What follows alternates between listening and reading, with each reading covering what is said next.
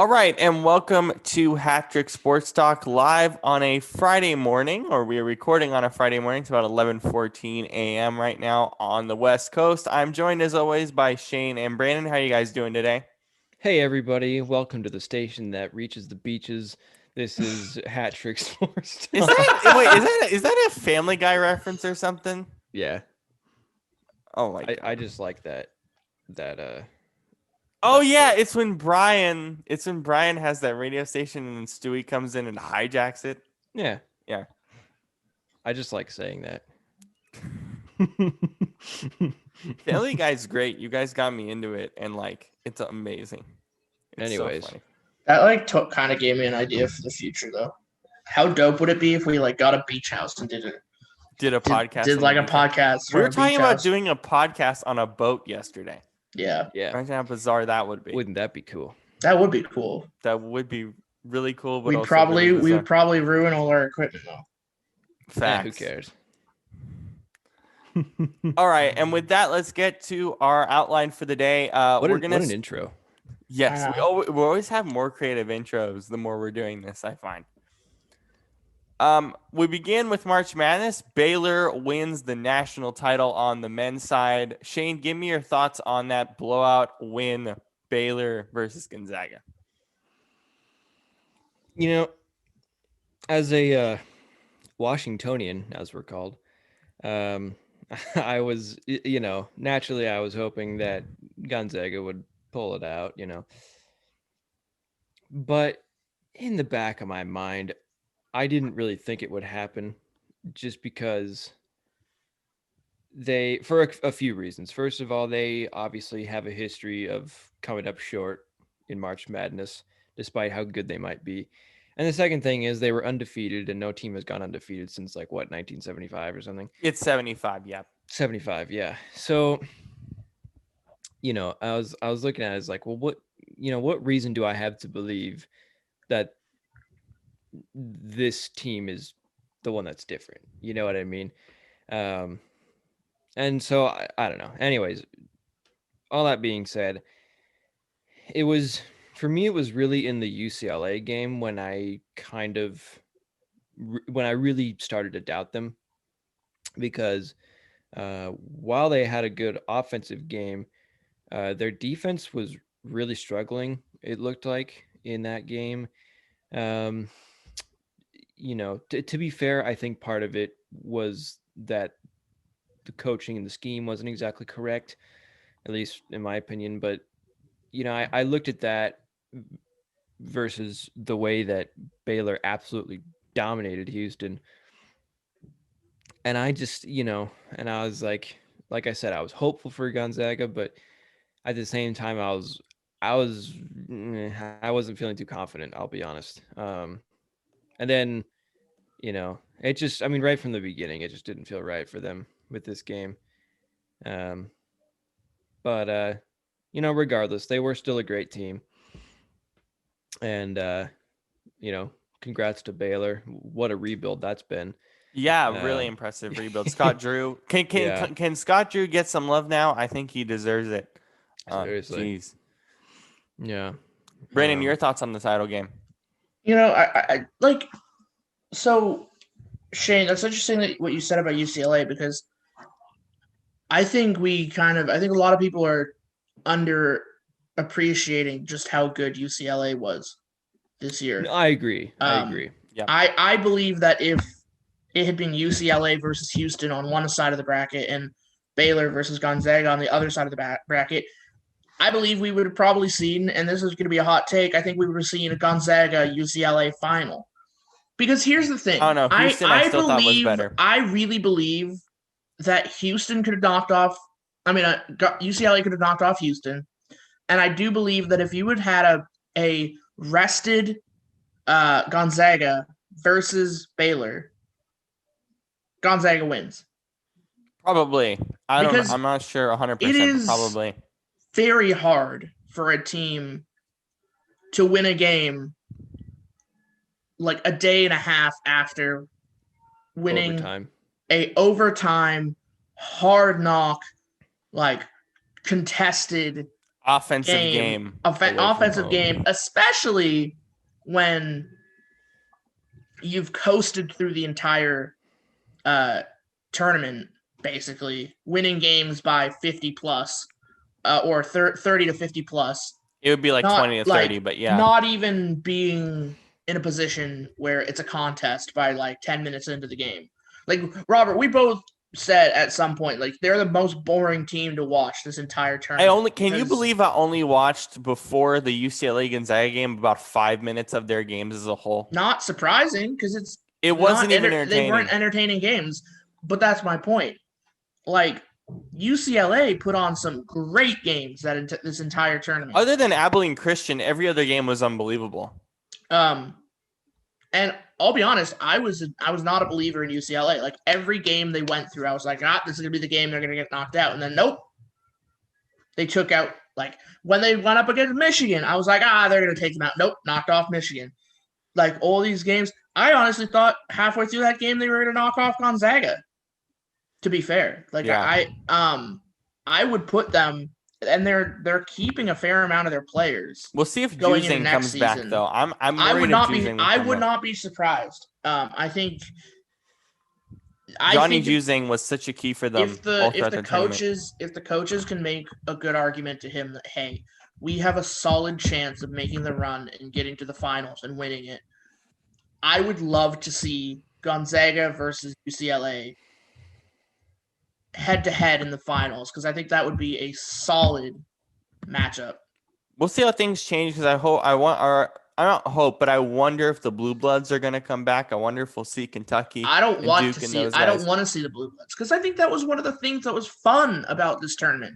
It opened the pathway for teams who usually just get wiped off the map at the beginning of the tournament to make a run of it. Yeah, it was fun. It wasn't boring like it usually is, where you get like the traditional Final Four of like, Duke and North Carolina, and At some level, it was fun too, just because UCLA, I guess, is still pretty much considered a blue blood, even as an 11 seed. Not really, but historically with John Wooden, the historical piece does count for the Blue Bloods at some level. So I think that was also intriguing. It's just the big school of UCLA as well, even as an 11. And then you have, Houston, Baylor, and Gonzaga, who are pretty high-end programs. I guess Gonzaga is considered a blue blood, but Gonzaga is just consistent in making it. I mean, I think this goes back to the conversation I've always had, particularly in college basketball. If you look at, 2012 Kentucky Wildcats, 2015 Kentucky Wildcats with Karl Anthony Towns, which I believe they lost to Wisconsin, Frank Kaminsky that year, I believe, in 15. It does go back to the conversation I always have that, especially in college basketball, really in any sport, but particularly in college basketball, you probably shouldn't go undefeated. You need that loss under your belt. Yeah. It's virtually impossible in this day and age with the talent around college basketball, not only from the Power Five, but the Group of Five, from the really, really small programs like Oral Roberts that we've seen in this tournament specifically. The era has changed, and it's too hard to go undefeated. Yes, you can get to the Final Four, you can get to the national title being undefeated, but it is virtually impossible to win, which is surprising because we always get roped into that undefeated team every year when we do our brackets. Yeah, which is why I just think, every single year when there's this goes for any sport, look at New England Patriots in, what was it, 07? 07, yeah. It's the same kind of thing. I think the only like major kind of sport where that doesn't really apply is college football, where every probably 3, 4, 5 years you get the 12-0 team winning it all. Well, I mean, you have to be undefeated or at least have one loss to make the playoff anyway. Right. So it's normal. Well, I think in basketball, a lot of it is because of how much of a grind a basketball game is compared to like football. Because if you think about it, it's like you have so much change over time of a game. You have so many lead changes, so many one team can lead for a while and then another team gets to win, yada, yada, yada. It probably was not very helpful to Gonzaga to have never not led a game. And then right away, Baylor just comes out big, and they're like, "Well, what is this?" Yeah, it was boring from the start. I think what was interesting too for Gonzaga was not helpful for them too was their side of the bracket. The West was not that interesting. And we knew this going into the tournament as well. He just didn't have any competition. I mean, their second round, they played Creighton. And so, I mean, they didn't really have that much competition. I think it hurt them at the end of the day against UCLA. They needed that, but they needed that type of game earlier on in the tournament to really make a lasting impact, I think. But always with these teams, they have an easy run early on, and then the Final Four, they have a tough game of the national title, and then that kind of ends their run there. Best moments for the men's side of March Madness. What were some of your favorite moments this year as it's finally back after 2 seasons? Jalen Suggs game-winning basket. Yeah, that's probably number one. God, that was insane. Well, That guy- ironically, I would say Jalen Suggs block before, towards the end of the that whole game. last 8 seconds.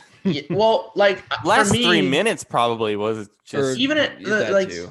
yeah, he had that incredible block going into overtime in the last minute of the game where he the guy goes for the shot and it's just the most perfect block I've seen. Just goes for the shot and right as he reaches the top before it releases the ball and it's just hand, ball, nope. Like LeBron from the finals. Pretty much. I don't know. My big moments were seeing the small schools kind of getting the upsets, like Oral Roberts or I don't know. Texas, the whatever the green school was. the Mean Green. That was Mean Green. North Texas. I was watching that game live and I was like, this is incredible.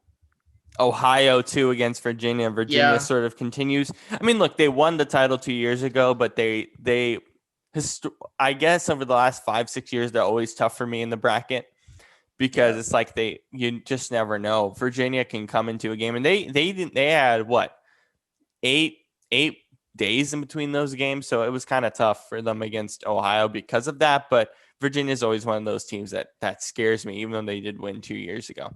Ohio State losing and then getting mocked by Michigan on Twitter. And then again, Florida losing to them as well against Oral Roberts. I guess the main thing we need to acknowledge, especially here in the West Coast, how about the Pac-12?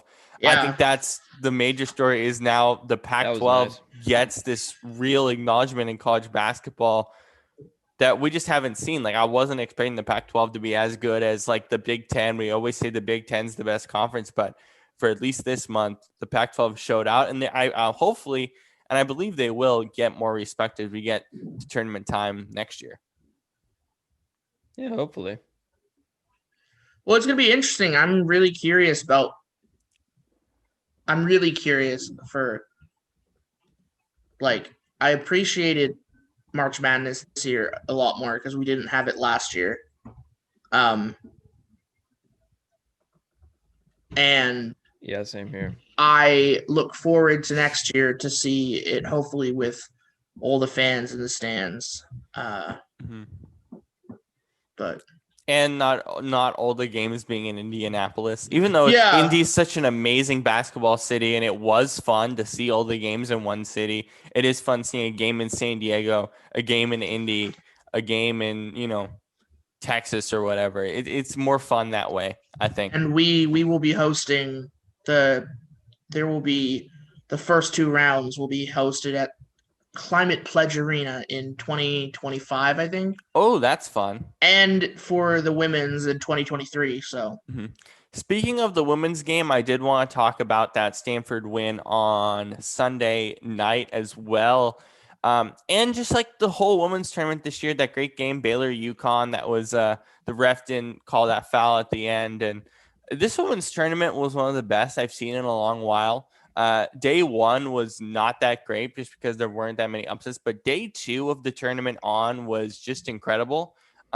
It's really I acknowledge what Bill Simmons said on the podcast on his podcast on Sunday, which is that this Friday women's Final Four, Saturday men's Final Four, women's national title Sunday, men's on Monday. This 4-day stretch is actually a bigger thing now than it's ever been. I think that's partially due to seeing the UConn dynasty kind of fall a little bit in recent years, just due to the sheer amount of growth in talent in the women's game, not only from the higher ups of like the Stanfords, the Arizona. I mean, Arizona is like still a really young program, but also from the smaller schools, like we're even seeing in the men's side. The women's tournament is becoming more fun, and I think it's for a lot of different reasons. The game is fun. It's a 4-quarter game, but it's also like these guys, these women stay for 3 years. You know, it's not like the men's game where they cycle through really quickly. These women stay around for 2-3 years before they head into the WNBA, and I think that makes it a lot more fun too.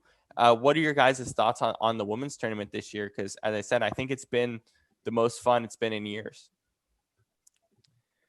Yeah, I wasn't surprised that Stanford won, you know, just because, I mean, it's, you know, defensively, sure, they were good, but really what made this team special was their offense, because they had so many great offensive shooters. I mean, they had games where they were putting up 100 points, which in college does not happen. Yeah, it happens a And bit they more were in the women's game than you would expect, but their right. offense was definitely great all tournament long. I mean, I'm pretty sure they had 5 players who averaged more than 20 points a game, which is nuts. Yeah. You know, and there's you know, quite a few of them are definitely, you know, favorable to go to the WNBA and be drafted and whatnot. Yeah, a few of the Stanford women have said they're going to declare. I think also for UConn as well, Paige Buchers deserves some recognition before we move on. She had a great tournament. Yeah. She was coming off the bench, wasn't she, this year? And she still put up incredible numbers. I believe she came off the bench this year. I think so. Yeah, she came off the bench this year, and she was incredible. She's going to be someone that is going to continue to grow with this program, and I'm certain in 3 years you're going to see her go number 1 overall unanimously in the WNBA draft. Unless she goes to the draft before then, but yeah, I think for her it's still 3 years, but yeah, or I guess 2 now.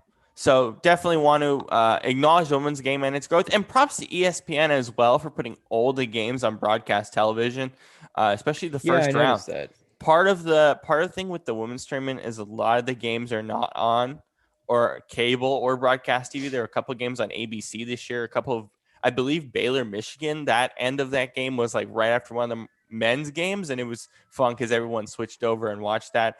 So props to ESPN. I know part of that is programming, but they saw the success of it this year. A lot of people tuned in for those games. This is something that I hope ESPN continues to do in the future, because that's something that this tournament's needed for a long time. And to finally have that this year was really impressive from a broadcast standpoint. Yeah. And they made history in the Final Four.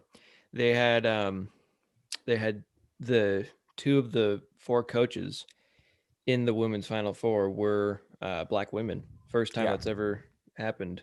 Yeah. So that's kind of cool. Yeah. So the women's game continuing to grow. It's getting even closer and closer to the men's game in terms of entertainment, in terms of fun. It's been better than it's been in recent years. I mean, with the UConn dynasty kind of fading, it's been incredible. Also, fun fact, the coach of Arizona is an alumni of my high school. Oh, that's fire. So yeah, she's built an incredible program there. I mean, that you can acknowledge that, Brandon. That program is so young. And I'll say this: I didn't watch any of the women's March Madness. I caught a couple clips now here and there, like on TV whenever it was on. I didn't watch like a full game. I watched the final, but I will say this: it was more competitive than it's been in the past, and honestly, that's what they need. They need it to be more like the men's March Madness. Don't know who's going to win. We got that this year. Anyone can win. Because I'm sorry, I'm not going to watch the women's March Madness. I'm not going to watch the women's March Madness if UConn's just going to win every flipping year. That ain't going to happen anymore, man. I'm telling you. That ain't going to happen anymore. If the same team wins every year. And to be frank, I also felt like this year the basketball was a little bit more on par with men's. Mm-hmm. Like, it felt like it wasn't just the boring, like the play is better now. Yeah. And frankly, if they want people to watch WNBA, the play needs to get better. And it has. The skill needs to get better. The talent needs to get better. So. And this year, I think partially this is due because a lot of the games are on TV this year. But I felt that this year, more than any other year, the parity was better and the play was better. The games were more interesting. Yeah. And that's going to continue because as you're seeing the progress from USA basketball of like, we're actually going to work to build these young women and build this talent. And this is what, soccer needs that they don't have or soccer has that on the women's side, I should say, not as much on the men's, but that's a whole different thing. But you see that development in soccer with the women's, I should say, but you're getting that in basketball too. And you are seeing that product come not only in college, but especially in the next couple of years with WNBA and all these women coming in this year. I mean, WNBA draft got some massive ratings last year. That growth is there. And it's I would say this. It might have got massive ratings last year because there was nothing else to watch. Partially with COVID, but the talent in that draft was so good, and people got to see that. Yeah. And you're going to continue to see those drafts get better and better every year. And I think with more talent coming into the league, you will also get the parity in WNBA because, frankly, right now, the Storm is kind of the dominant team in the WNBA, and they kind of just squash everyone. Yeah, and then you had the Sparks and the Lynx for, 4 or 5 years over what was that period, 2015, 16, 17? If you look at who's won the championship for WNBA, it's like a consistent, 3 years for one team, 3 years for another team, 3 years for another team. Like, it's always, just a dominant tidal wave of, a couple years of winning, and then another team, a couple years of winning. It's not like it's a little bit like the NBA where you'll get these days where you get one team that gets really good and they win 3 years and then 2 years and then maybe 3 years and then. Yeah. And what you're going to see with the WNBA too is I think less rebuilding projects, more free agent moves. We've seen a few free agent moves over the last couple of years. You're going to see teams get rid of that sort of just that bottom and rebuild. Of course, you're going to have a couple of those teams every year, but a lot of teams are actually going to go for it in that league as well. And I think that's really important. Let's move on to Sam Darnold. The Panthers got him from the Jets, for a 6th rounder and a 2nd rounder in 2022 and a 4th in 2022. That goes to the Jets for Sam Darnold. Brandon, your thoughts on Darnold to the Panthers? It's an interesting acquisition. I kind of want to say that the Jets won this trade because they get draft picks, but I'm still kind of on board with Darnold. I think I'm going to just say this. He was with the Jets. I'm going to give him the benefit of the doubt. That's all I'm going to say. Shane, do you feel the same way? Yeah. I mean, I'm not, as you guys know, I'm a big Sam Darnold critic. I think everyone has been the last couple of years. Oh no, I mean I have been since he was in college. However, I do agree that being in being in New York with the Jets with Adam Gase has not been good for him because Adam Gase just turns everything to shit wherever he goes. And so Didn't like that presser. Just gonna say that. wherever he's the head coach, let me say that. Ryan Tannehill looked pretty bad with him. Then he leaves him, and all of a sudden he's a Pro Bowler. He's a franchise guy for the next few years for Tennessee. Right. So especially with Matt Rule, because he has I think we kind of agree that he's a very creative coach, especially offensively. And so, I think that there's some potential here for some cool stuff to happen. Not to mention he's got, what does he have? DJ Moore, Robbie Anderson. Back with Robbie Anderson. Yeah. No Curtis Samuel, but no. But still CMC. talented. Still talented. Yeah. Yeah. So, he's got stuff to work with now, Now I assume in the draft they'll probably get an offensive lineman or two. Yeah, I would say so. They still feel like their general manager Scott Fritter said that they're still kind of in the quarterback market. They're just trying to keep themselves open-ended, which I think is fair, especially from a media perspective. But yeah, I don't think they should take a quarterback. I think they should ride it out with him because they're taking a risk. I think Brandon's right that the Jets won this deal, if nothing else, for the second round selection. Because the Panthers are taking a risk, but it isn't massive, especially when the 5th-year option is guaranteed for injury only. So it's not terrible at all. It's not as much of a risk as we originally thought. Yeah. And Joe Brady as well, not to mention him as a quarterback guy as well. True. Yeah. I mean, I think the biggest thing is really just what does New York do with all those draft picks? What do they make of it? And then in a few years, I think it'll kind of tell us who won the trade, so.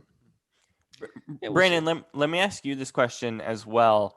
When you're talking about draft picks, right? We saw this with Miami. You love how Miami did their rebuild as well with their draft picks that they had in their draft capital. The Jets are trying to do the same thing. The Browns did that 2-3 years ago. Why do you think teams are just sort of debuilding and just going for draft picks? And why do you think it's kind of working for a lot of these teams?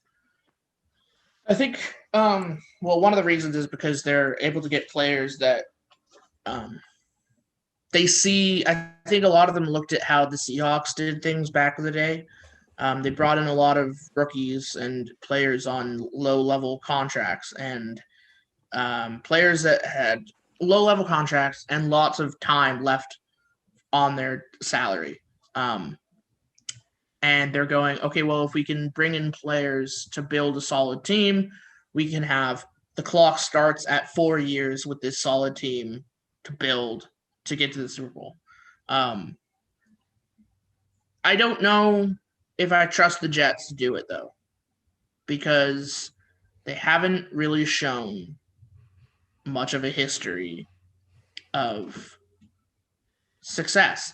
Now, the Jets have the number 2 pick in the draft.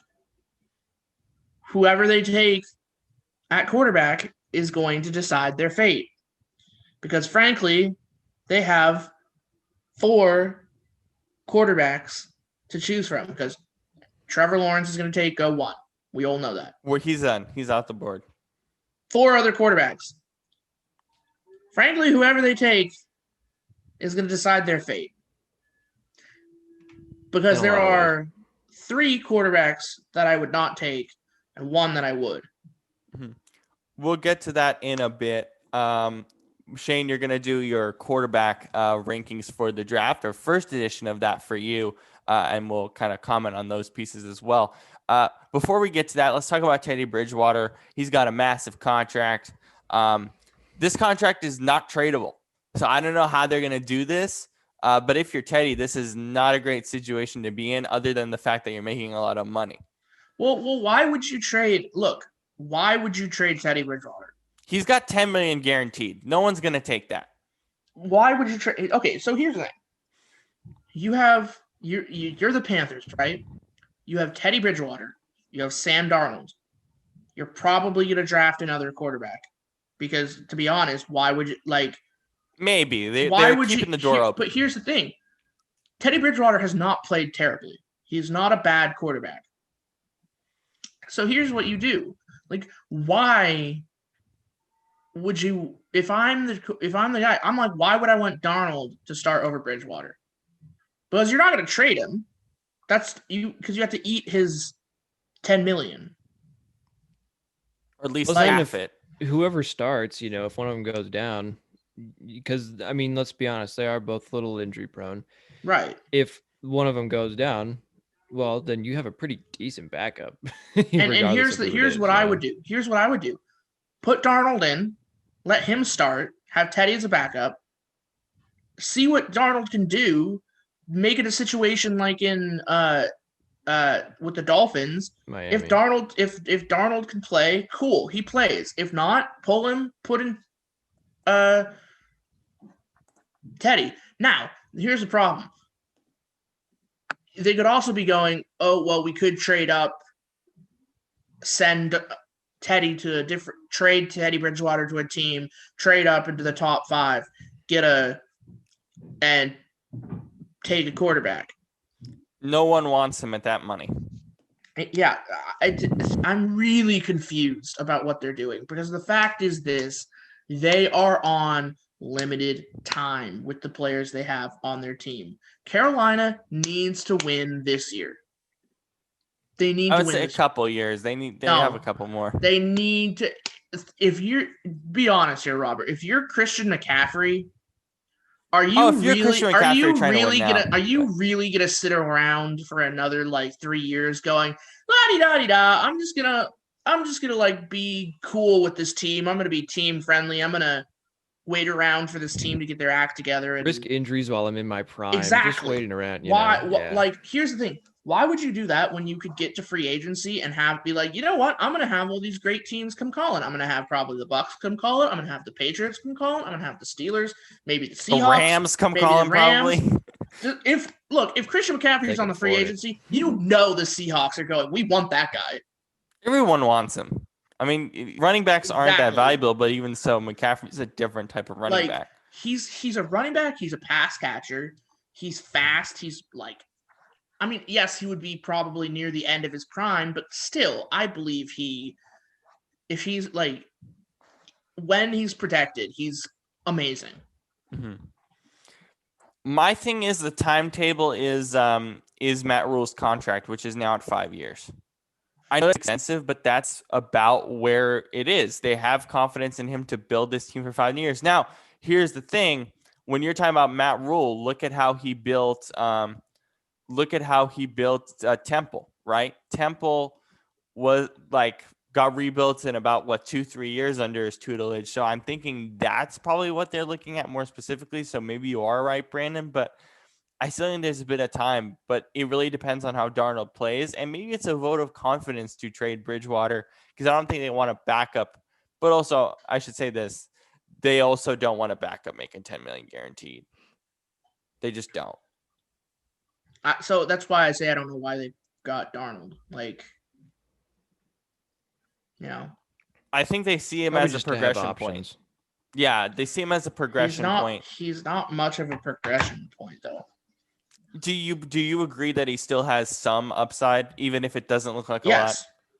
Over Bridgewater, which he doesn't have that upside. I mean, he's a vet. Well, no, I mean Teddy Bridgewater. I mean, he's a good quarterback. No, I'm not saying he's not good. He just doesn't have that potential that Darnold still has. But he I see them on the same level because Darnold hasn't. I don't know what potential he has though. And you can't say he didn't have weapons to throw to with the Jets at times. He had some good wide receivers. Crowder and Robbie Anderson. That's about it. Those are good wide receivers. He put those on any other team, and they're maybe a number 2, number 3. I think that's the problem though. He had number 2s and 3s as 1s. Right. So. Yeah.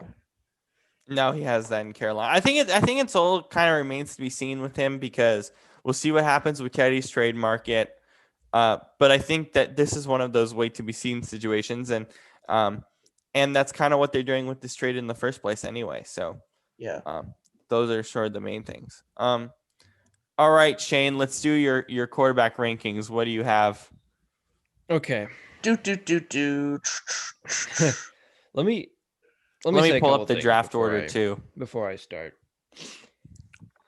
My list is definitely subject to change based off where these guys end up. That's why we're doing this now. That's why we're doing it now, and then we're going to do it again after the draft. Okay. Stick to your guns, Shane. Don't be a coward. Don't know. put a caveat on your list. Well, no, but the reason I say that is because where they end up does matter. I mean, let's be honest, right? Like if Mahomes hadn't ended up in Kansas City, would he really be as good as he is? Probably not. No. Or Browns Hugh Jackson wouldn't have been that good. Right. So that's why I have to say that, because it does matter, I feel like. So, anywho's, there's been a lot of conversation about the top 5 quarterbacks in this draft. Mac Jones, Trey Lance, Zach Wilson, Justin Fields, and Trevor Lawrence.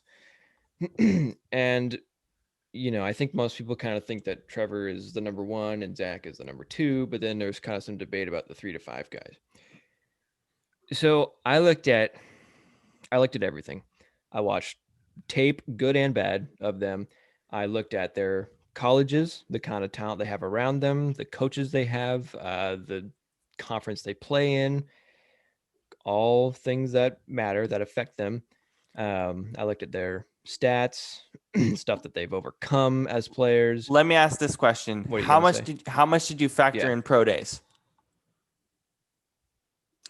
Not a lot, if I'm being honest. I don't. And why is that? Because pro days are so isolated. They're such a bottle. Like they don't really. Yeah, that's true. Yeah, they don't really show you. They don't. Yeah, they don't affect how the player's going to play when there's a guy in their face. Like.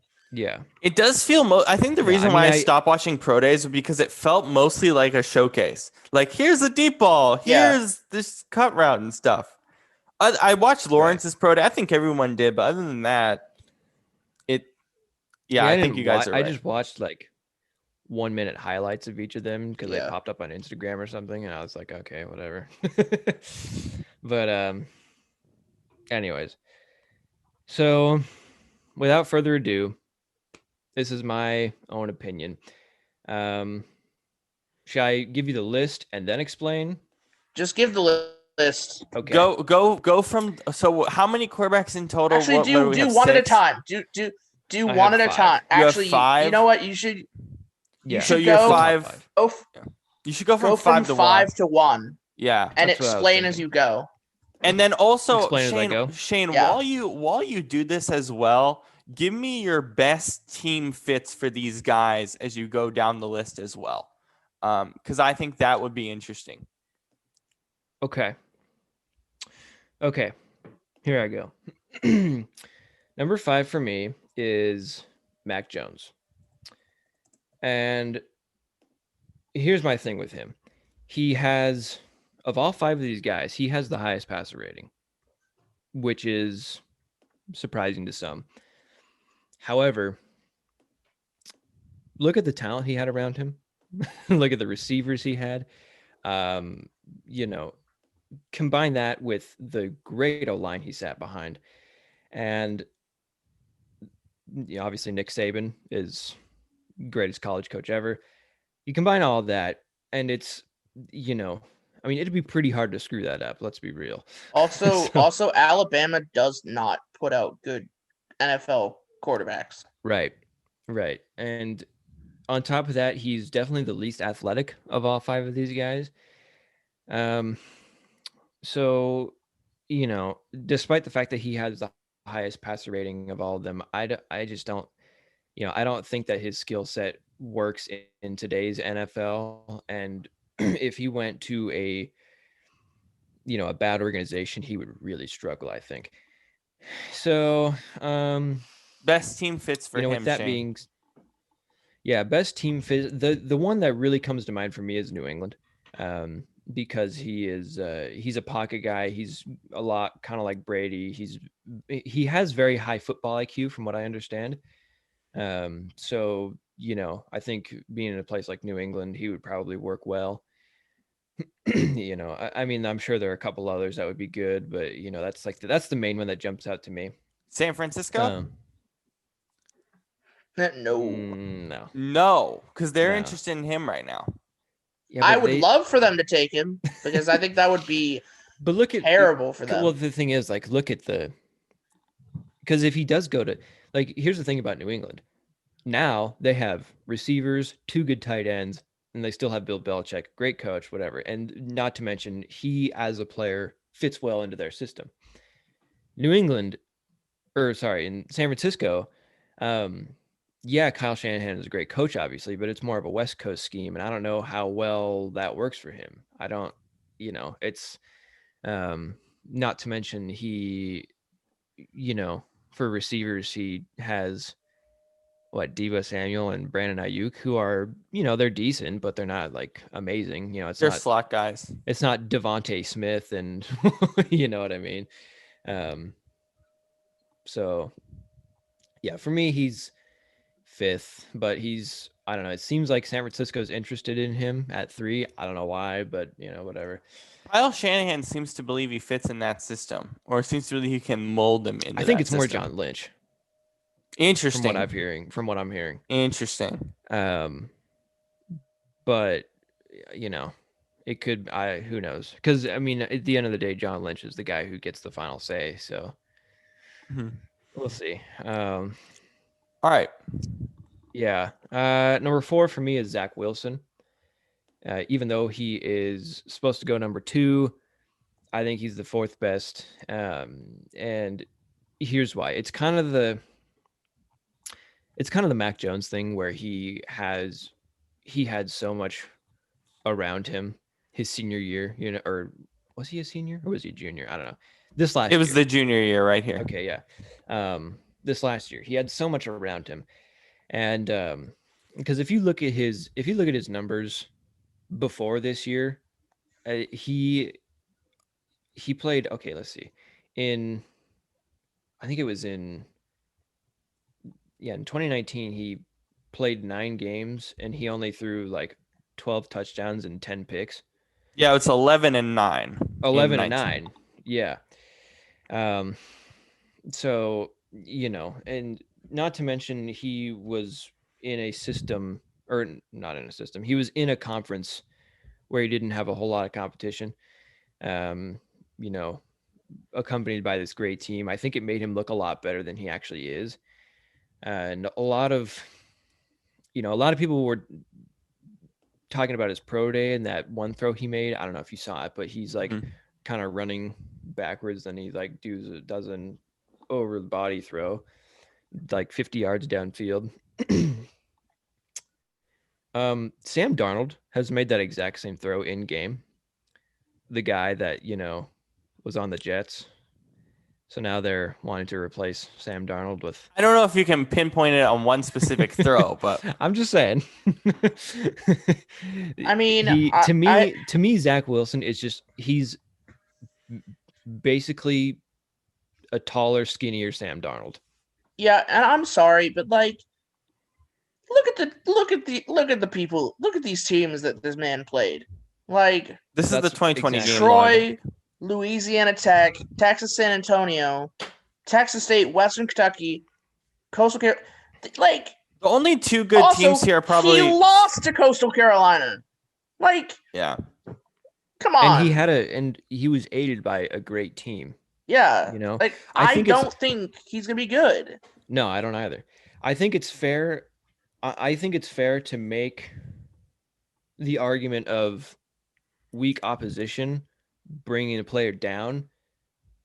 I think it's fair to make that argument in the case of Zach Wilson where they have a really good team around them. But if it's a case like someone else, I can't think of anyone at the moment, but where they have a bad team and they're going up against other bad teams, I don't think it's really fair to say, oh, well, their competition was so bad. It's like, okay, yeah, but look at what they had around them. You know what I mean? So, and that's where my argument for Trey Lance comes in. And why he for me is number 3 because even the biggest knock I think right now on Trey Lance is that he Played one game right, he played and sucked in one it. game in 2020. He wasn't great, but he I think we need to look at 2019 when he played 16 games and he had a pretty consistent year, 28 touchdowns and no picks, which is great. Okay. In the pros, you love to see that kind of consistency. Um, I think he is very athletically gifted. He is, in my opinion, the best runner of all 3 of these guys, even though Justin Fields is probably a little faster. But Trey Lance has just much bigger runs and, he's like running people over and he's very strong. And then, I mean, yeah, the fact that he hasn't played much in the last year, it is a concern to say the least. But I do think, I do think that in the right system, I could really see this guy being like a Josh Allen, where he maybe not as good as Allen, but when you look at Allen in college, he was not all that impressive, really. I mean, if you look at his numbers, Trey Lance, I think at least with him, we see this consistency. Like I said, with 28 picks, or sorry, not 28 picks. That'd be bad. 28 touchdowns and 0 picks.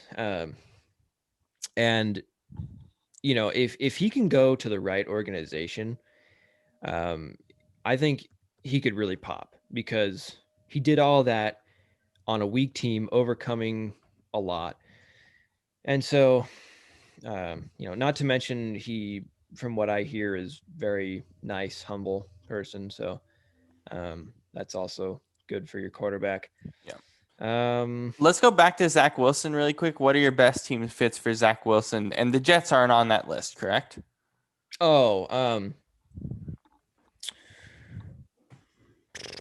Zach Wilson. I hadn't thought about all this, but It's fine. No, let's see. I think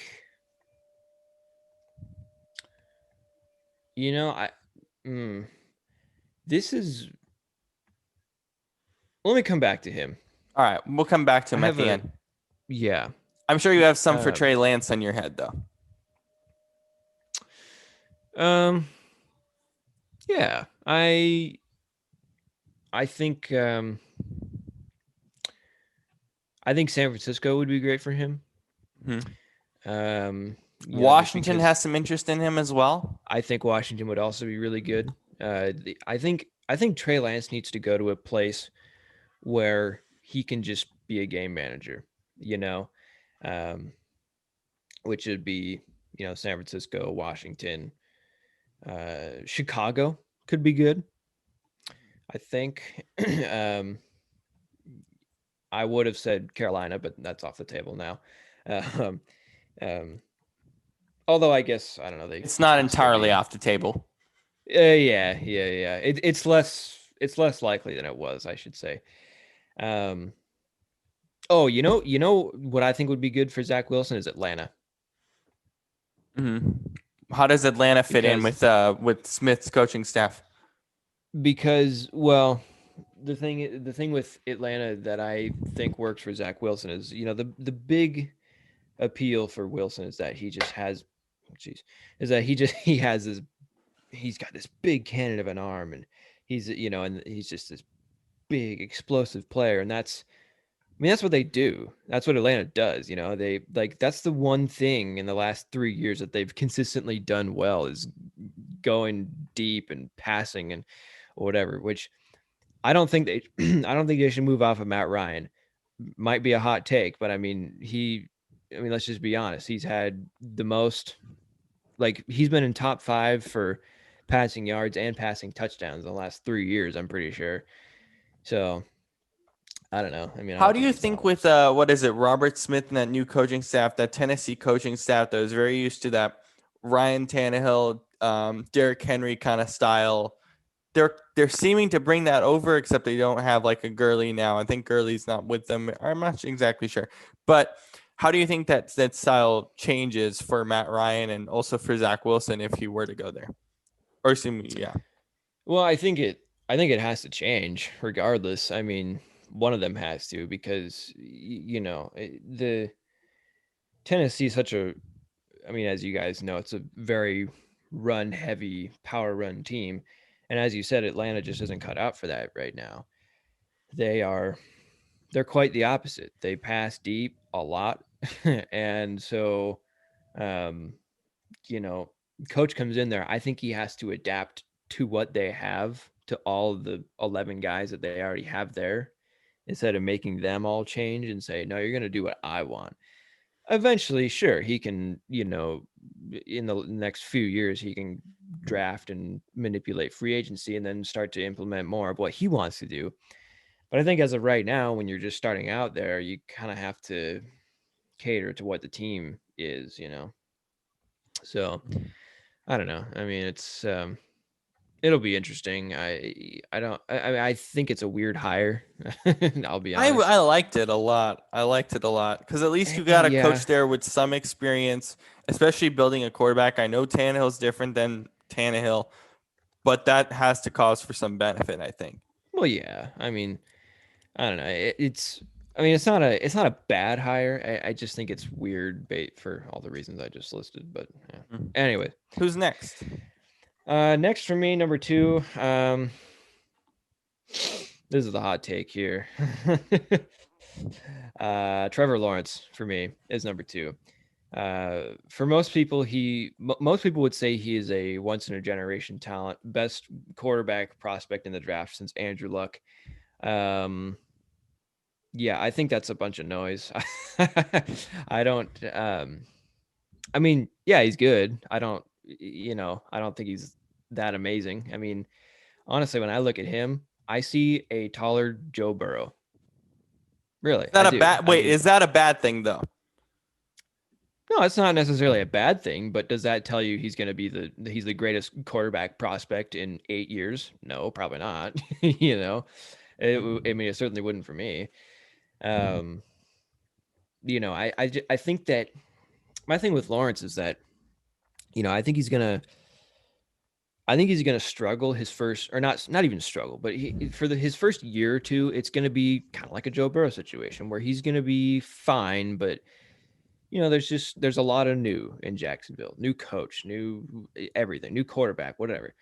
And so all of them coming together, and it's not even like it's a new NFL, it's a brand new NFL coach. Sure, Urban Meyer had great success in college, obviously, but that doesn't necessarily mean that he's gonna just jump into the pros and be great. I mean, look at Nick Saban, right? Greatest college coach, goes to the NFL, he kind of sucks. So Miami.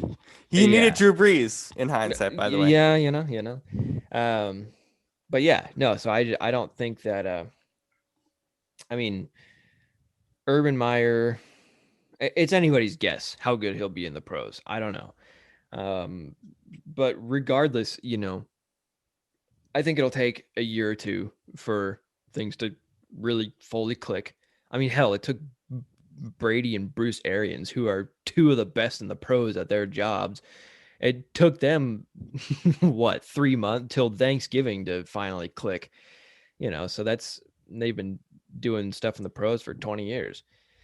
So, not to mention they also already kind of had a super team there. Um, so yeah, I think he'll kind of struggle, honestly, in the first year or two. But then, he'll probably find his footing, and I think he'll kind of be a guy that sort of takes him to like the wild card divisional round, and then just kind of fizzles out after that. And I the thing for me is he when you look at all these when you look at all the great quarterbacks in the NFL, they do most everything really well, but then there's one thing in particular that they do super well, That's just great. Trevor Lawrence, for me, doesn't have that.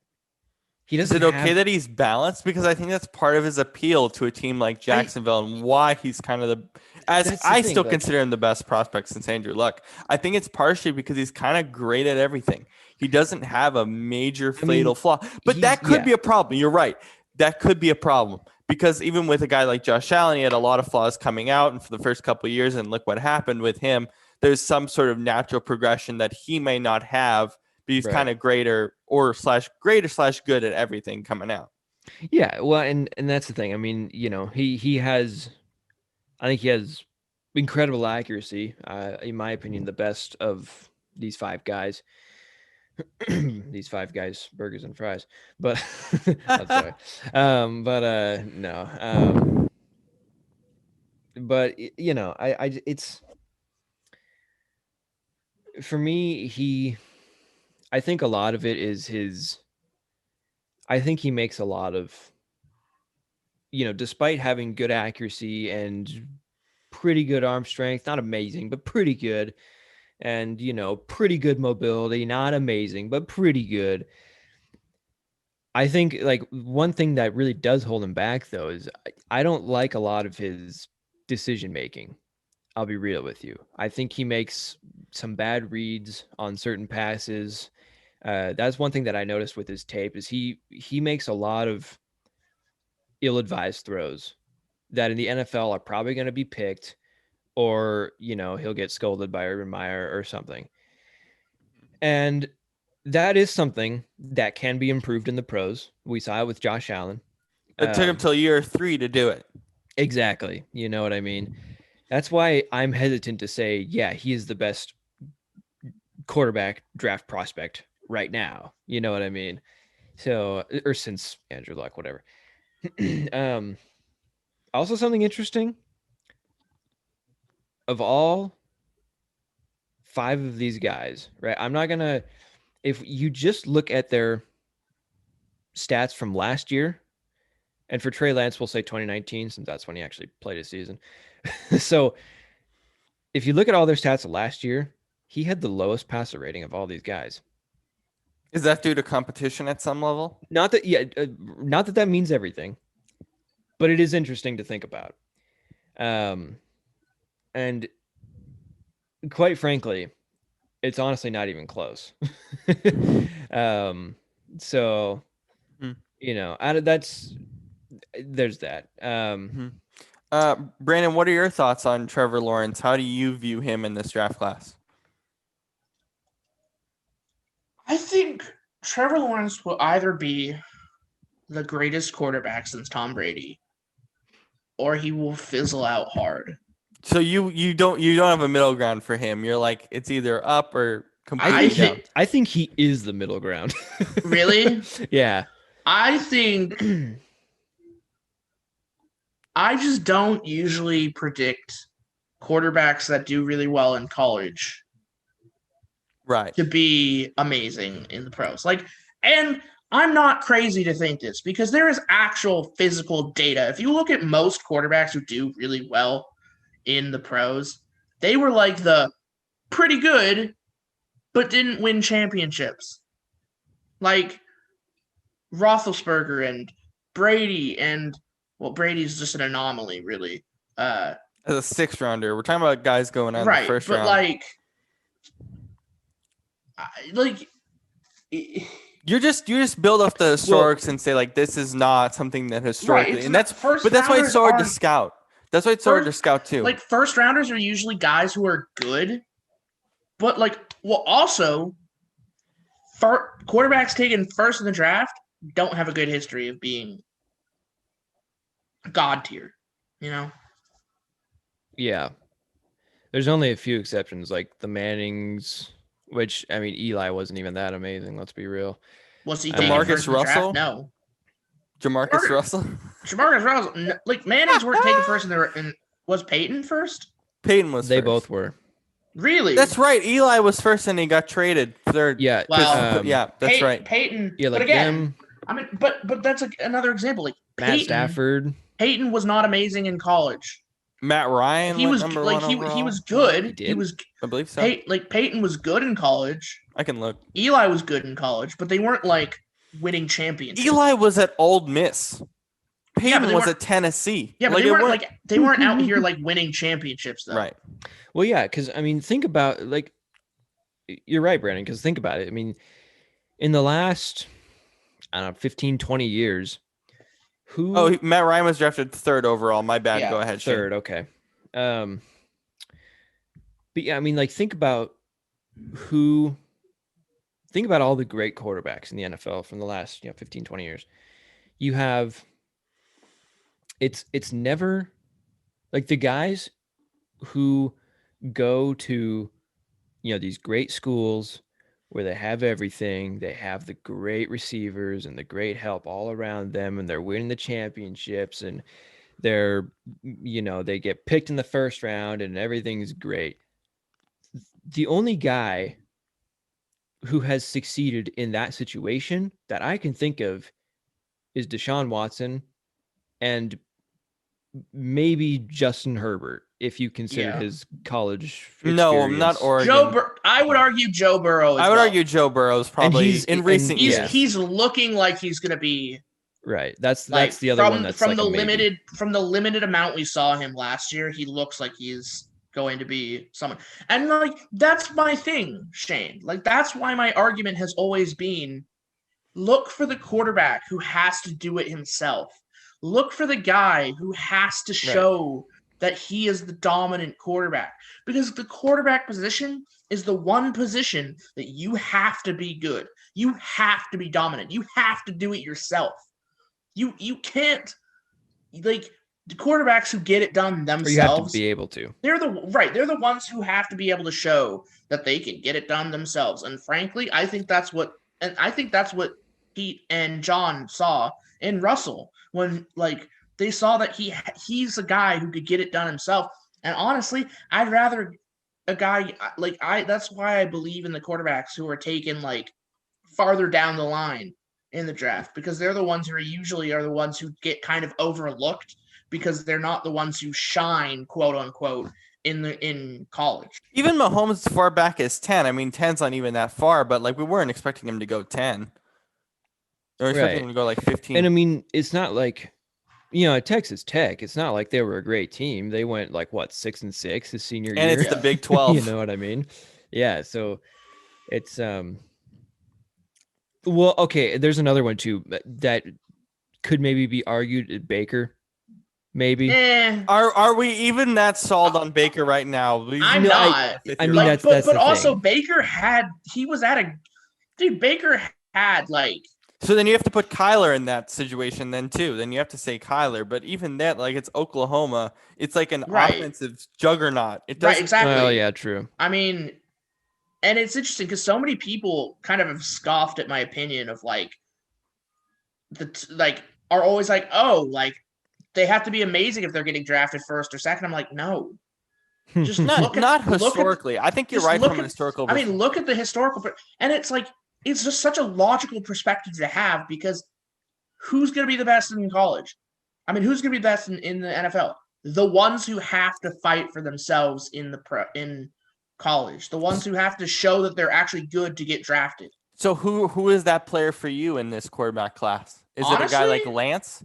It would probably a guy. I mean, logically, it would be a guy like Lance. It might be a guy like out of all 5 of them, it would probably be a guy like Lance, or it'd be a guy, as much as I don't like him, from my logic, it would have to be what's his name? Zach Wilson. Zach Wilson. Even though I don't believe that he will be amazing, I think he will benefit because he will be farther down the line. And I don't think he'll go to the shittier team. He'll probably go 2, but he'll go 2. But luckily, he won't go to Jacksonville. Like he's going to the Jets, though. So yeah, I don't know. So maybe Lance fits this description. That's better. One of the unfortunate things, though, because like usually that's also one of the factors is like you see the guys who go to the shitty teams at the top, they don't really get to develop. But if you go somewhere in the middle of the draft, you end up like getting beneficial. Like, think about Daniel Jones. Daniel Jones was someone who went to a random ass school, but he was good. Duke. He wasn't that great at Duke, though. He Yeah, but he had like a showed 60 passer rating. but he showed that he had the pieces. Like, unlike He was overdrafted. I still think he was no, overdrafted. no, he wasn't. He went third. He's better than people give him credit for, but I think he is, but we'll see I don't this know. year. This year is a big year for him with I don't know. Better than they I get. really don't. I think I kind of have a feeling that Fields might be a situation where Fields becomes the steal of the draft, where like Shane, is Fields number one? He is number one for me. Justin Fields. Go ahead, finish your point, Brandon. I think he's going to be the steal of draft. I think people are going to sleep on him. I think he's going to end up with the historical. He's not. I mean, he's already getting the historical like racial like he's not a hard enough worker slapped on him. Which I don't, you know me, I don't normally like to bring in like the whole like make it like a race thing, but like it's a race thing. Let's be honest here. It's the thing that's slapped on every black quarterback. It's like, he's not a hard enough worker. He doesn't like put in enough effort. Yada yada yada. Yet most of our quarterbacks in the NFL are African American quarterbacks. But here's which is an awesome part of the league, by the way. I would take Justin Fields over Trevor Lawrence. Just I don't hate that. I don't hate that idea either. I don't hate that idea because I actually loved him at Ohio State. I think the reason, and here's the reason, because he's going to go to Jacksonville, and because I think Jacksonville needs a quarterback who can move and throw. And I think Trevor Lawrence, frankly, can't really move as well, in my opinion. He can still move, but definitely not as well as Justin Fields. I mean, Justin Fields is the fastest of these guys. He runs a 4.4, which is insane for a quarterback. And I think he has the best arm too. I just in terms of arm strength, accuracy, I really like what he does. So accuracy for you is Lawrence, but you like his speed and the arm of Fields better. Yeah, I think so. And just his overall, at least from the tape I watched, just his overall ability to, if something breaks down, to improvise and to make a play happen, and he is a lot, at least from what I've seen, he's much more the kind of guy to put the team on his back and drive them down the field to win a game in the fourth quarter. Whereas Lawrence, I don't really feel that way. I mean, the guy gets to the playoffs both years and he kind of chokes. Granted, he went up against LSU, which that team was, just godly. I mean, they were insane. And then Ohio State with the man Justin Fields. So it's not like he had easy competition by any means. But still, I mean, that's, you're going to be playing guys, you're going to be playing defenses that are,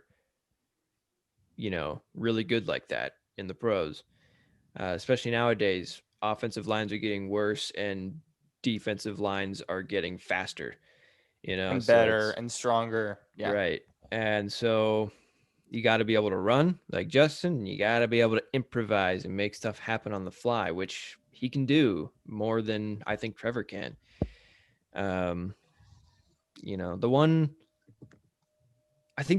downside for me with Justin Fields is that he is from a big power school like Ohio State or, like an Alabama that doesn't normally have, great quarterbacks coming out of it. But I think it's different with him just because he is just such a naturally gifted athlete and thrower of the ball. I think he's, just when I watch him, I think he's much different than the past Ohio State quarterbacks like, Dwayne Haskins or JT Barrett or JT. I forgot about him. He's on whoever a futures the contract. hell Exactly. they had, You forgot about him. Exactly. He's on a future deal right now. So, Yeah. However, this is my final point about all this. With the whole, they could move up after the draft or whatever.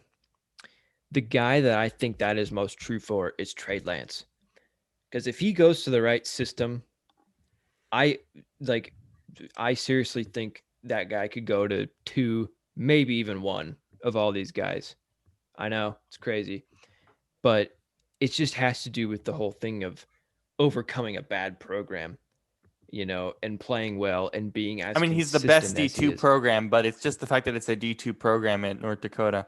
Well, yeah, but I mean, the fact that he was so consistent. I mean, look, Carson Wentz went there and he came out to the NFL and he did pretty good. Or, well, he still could, maybe. I don't know, with Frank Reich. We'll see. But, for his first year before everything went to hell, he was showing some good signs. MVP year, bro. Yeah, still exactly. have him in MVP. And I mean, to be fair, I think Trey Lance was better in his year as a starter at North Dakota State than Carson Wentz was. So, we'll see. I mean, I think it seems like, I mean, Lawrence is obviously going 1 to Jacksonville, and Zach Wilson, it seems like, is going 2 to the Jets. And it's a giant guessing game as to who San Francisco is going to take. I mean, it looks like Mac Jones. It sounds like Mac Jones. But Fields has another pro day this week that you're going to see the Niners be very prominent in. That's true. I believe it's this week, correct? Or next week, whatever. Sometime soon. I don't know. But anyways, and then 4th, apparently Atlanta is interested in maybe trading that. They will trade that. They will move that to Denver, maybe. Denver could be fun for Trey Lance. I've heard rumors about that. Then they get Trey Lance or else Justin Fields. I don't know. Because then if they pass on him, then where does Justin Fields go? Like, I would say Detroit, but they have Goff on that stupid deal for. They're confident in Goff, apparently, which I don't like, but they are. So that's probably not happening. And then after that, New England. Yeah. Yep. That'd be great. Trey or Justin Fields in New England. Yeah, that'd be. Or Trey Lance, whoever they don't pick. I feel like Denver. So here's my problem with Fields. It's not even a problem with him. It's a problem with the media coverage of Fields and sort of the prospect coverage, if you will. So think back to like national championship time, right? We're watching Fields play, and we're all like really impressed with how he's playing. I mean, we've been impressed the whole year with him at Ohio State. True. And he starts to really creep up to that Trevor Lawrence. It really felt like a 1A, 1B thing for me at that point. Then I don't know if this is a pro day thing, no combine thing. He just started slipping and slipping and slipping. But there was no reason why. I didn't see it's weird. Why. Because I'm sure you didn't see anything on tape. I mean, considering you're raving about it, I'm sure you didn't see anything on tape that would make him kind of fall like that. I wonder if it's the pro day thing. I wonder if because teams didn't see that first pro day, now he's doing a second one. That might be why, for a draft stock purpose. But also, I think part of it is no NFL combine. Because are you talking about Fields? I'm talking about Fields. Because I'll tell you why. I'll tell you why right now. It's because of the first. It's literally because of the fact that teams have gotten word that apparently some people are saying that he doesn't put in as much effort, and he's not, like, it's literally what I just said. Yeah, he's being profiled. And it is not good, and he's gonna slip. And honestly, it's probably gonna be better for him because if he falls to the bottom of the 5, he's not gonna go to some crappy team like Jacksonville or the Jets, and he can go to a better team like, I don't know, Atlanta. But New England. Here's my thing, though. Imagine if he goes to New England. That actually might be great for him. That would be great. He'd be like, cool. It'd be fun to watch him in New England, but I want to really quickly finish this point because so let's look at this. If it was a regular year, right? Regular calendar year, we would have had the title game. Let's say everything with the title game stayed the same in some respect. Obviously, whatever with not playing games, whatever. Let's just say this kind of all stayed the same. Then in 2 weeks, what would have been like February 16th around, we would have had the combine. You know what would have been the top story at the combine? Trevor Lawrence versus Justin Fields. That would have been the story. And then from there, we would have had the pro days. They both would have had good pro days. And I imagine Fields would have went too. I'm not even kidding. That's how I imagine it working. I think part of it was the fact that it was a bunch of hoopla in February where we didn't have a combine or we had some makeshift ones. And then we had these pro days. And I think the wonky schedule made him fall for some reason. That's sort of how I felt it was, because I looked at him and I still thought, dude, like we had this conversation that he probably could have been better than Fields. I thought he was 1A, 1B before or after that game in February. Do you get what I'm saying? Or scouts just took more interest in these other guys potentially as time went along. I don't know. I mean, it's, you could both be right. Who really knows? I mean, yeah, it is strange how all of a sudden he's like probably the 5th prospect at this point of all these guys in terms of draft order. So I don't know. How much do you think no combine affected the scouting and affected? Well, I don't know if it did, because the combine wouldn't have even happened yet. You know what I mean? Well, I'm saying, well, or no, I would have. But let's say we would have had the combine in February. How would it have changed if for these guys and a bunch of these random pro days scattered all over the country? I don't think a ton, because I mean they still are having pro days. So they've been able to compare all the different pro days already. You know what I mean? Right, but having all these guys in one roof in Indianapolis instead of a bunch of pro days. No, I don't know. I mean, it is something interesting to ponder.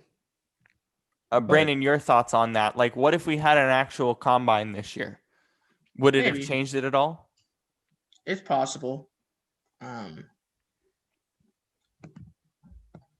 don't know.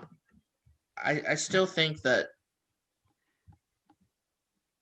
it would have eventually, well, it probably would have changed things, because they would have seen that the whole argument about him being lazy wasn't real.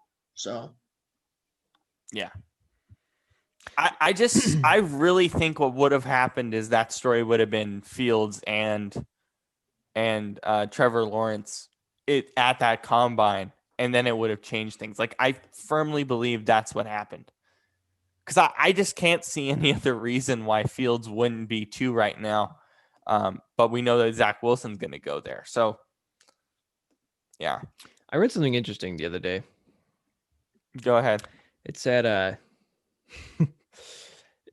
somebody was apparently there are rumors that Trevor Lawrence is maybe not so interested in going to Jacksonville.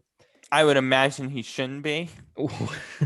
Which is why he has been very active on social media, hyping up the other quarterbacks' pro days. Have you noticed that? Like, every time like Zach Wilson or Justin Fields or whoever it is, they do a pro day and he retweets it and he's like, "Oh, what a cannon this guy's got! Oh yeah, jeez." So it's not him just hyping up his fellow prospects. I don't know. It's that was more just like a theory that somebody had, but I was like, that's an interesting thought actually. But yeah. Anyways, let's go from the quarterback class to the top tight end in this class in Kyle Pitts. Kyle Pitts is pretty awesome. He's basically a receiver playing. He's basically a receiver, but he's definitely one of the best tight end prospects we've had, at least from a receiver perspective. I know he's a pretty good blocker too, but it's mostly his receiving talent that people are excited for. He's maybe the most complete athlete in this draft, in all honesty, at least in the offensive side, which is why Jerry Jones is infatuated with bringing him onto the team. I believe they have the 10th pick in the draft from what I saw. So I don't think they would 12th, isn't it? Or 12th? Is it 12? Let me check. Anyways, continue. But so pretty much they would have to trade up to get Pitts. And I guess the question that I have, and I think we all have, is, Jerry, why? You need defense. You don't need You don't what? They're at 10. They are yeah. 10, yeah. They would still have to move up to get Pitts. Pitts is going to get drafted top 6, top 8. Yeah. So Jerry, again, is more excited about getting offensive talent that won't even necessarily – I mean, it will help his team, obviously, but it won't be that amazing compared to helping out the defense, which greatly needs help. Brandon, go ahead and sort of continue this for me because I just don't understand why – he needs them. Yeah, it's great to have a tight end. They need a tight end, but they don't need Kyle Pitts. Yeah. I don't know. Like, I feel like they could get anybody on like any of the good defensive players. Like, because look at they have the first 5 picks are going to be quarterbacks. We assume. Or 3, probably. 4, most probably likely. 4. Well, the rumors are that the first 5 are going to be quarterbacks, but I mean, I don't think Cincinnati's taking one, but Trade. We're talking about like trading. yeah, maybe. But Anyway. like here's the thing. The Cowboys, I can think of many different positions that they could take over a tight end that they should be thinking about. Center, defense, like anything on the defense. anything on the defense, anything on their line. Like, but here's the thing. They probably will find a way to take Kyle Pitts because, as I said last year in the draft, they like shiny things. Jerry Jones he's like a bird. He likes shiny things. He doesn't care about building a good team. He just sees a shiny offensive player and goes, "Ooh, I want that." Like, which is why he should step down as the general manager yeah, and just be the owner. I mean, it's basically Stephen Jones as the GM, but even so, Jerry has like massive say over this. Yeah. Where do you think? And also, here's the thing. If they manage to jump up to a spot to take him, they'd have to give up a lot. They have to, as it says here on Edge, it basically says we're obviously using NBC Sports Edge for a lot of these stories. It basically says they'll have to give up their first round pick next year, which again, why? You're at 10. Yeah, based off of the order right now, assuming no more trades happen, where do you think Kyle Pitts goes? Because I'm looking at Miami personally. Atlanta can grab him. Since he's not going to grab him, I think they should take Jamar Chase. Miami needs a receiver. Or, I'd say Rashawn Slater for Cincy. Yeah, or Penei Sewell. I think Cincy's going to take Penei Sewell. I think they should, but I think they're more likely to take Jamar Chase just to bump up that receiving core. Honestly, to be frank, I really personally thought that the Jets should have kept Darnold, used their second spot to take Penei Sewell, but right. Even trade down or probably get Slater or something. I kind of would love for Penei Sewell to make it all the way to 11 and have the Giants take another really good lineman. Yeah, with Will Hernandez, who's pretty good. That would be a great combo. Chances are, they'll either get Penei Sewell or Rashawn Slater. One of them will. I mean, just looking at it right now, one of them. There's a good chance one of them will be available at 11. Because think about this, they took a great lineman last year. Yeah, and they'd have another great lineman. The guy out of Cincinnati. Andrew Thomas. Is that Andrew Thomas. Was it Cincinnati? Well, was he out of Cincinnati? No, it wasn't. He wasn't out of Cincinnati, but it was Andrew Thomas. He was out of what? Like, I forgot his college. But Andrew Thomas didn't have an excellent year. But, my thing with Kyle Pitts is it's kind of funny because there's a report today that says that Detroit might be interested in him. Look, there's a lot of teams that are running 2 tight end sets. Him and Hawkinson would help out Jared Goff a lot. I think they should go receiver, though. Yeah, but I mean, Pitts is. I mean, yeah, they probably should go receiver, but Pitts is basically a receiver like anyway. I said, So there's a lot of teams that run 2 tight end sets. So you could look at Detroit. I was thinking of the Jets with Mekhi Becton last year. Yeah, Mekhi Becton, but the Andrew Thomas wasn't horrible last year. Honestly, I felt like the Jets should have just gotten Becton and stuck with. They mismanaged Becton last year. He got hurt, but yeah, I don't know. So I look at Detroit, I look at Carolina, I even look at Atlanta at 4 to just go get them. I don't know what their tight end position is, but I don't think it's that impressive. How many Really, a days until lot the of teams draft? can go. What? How many days until the draft? It's the 26th. Oh, damn, I 28. gotta wait a few more weeks. I believe it's I'm like ready the 26th, now. 28. Yeah, I think we're ready. We're gonna do some shows and stuff too for the draft. Oh, we're but gonna we'll do a find live out. stream?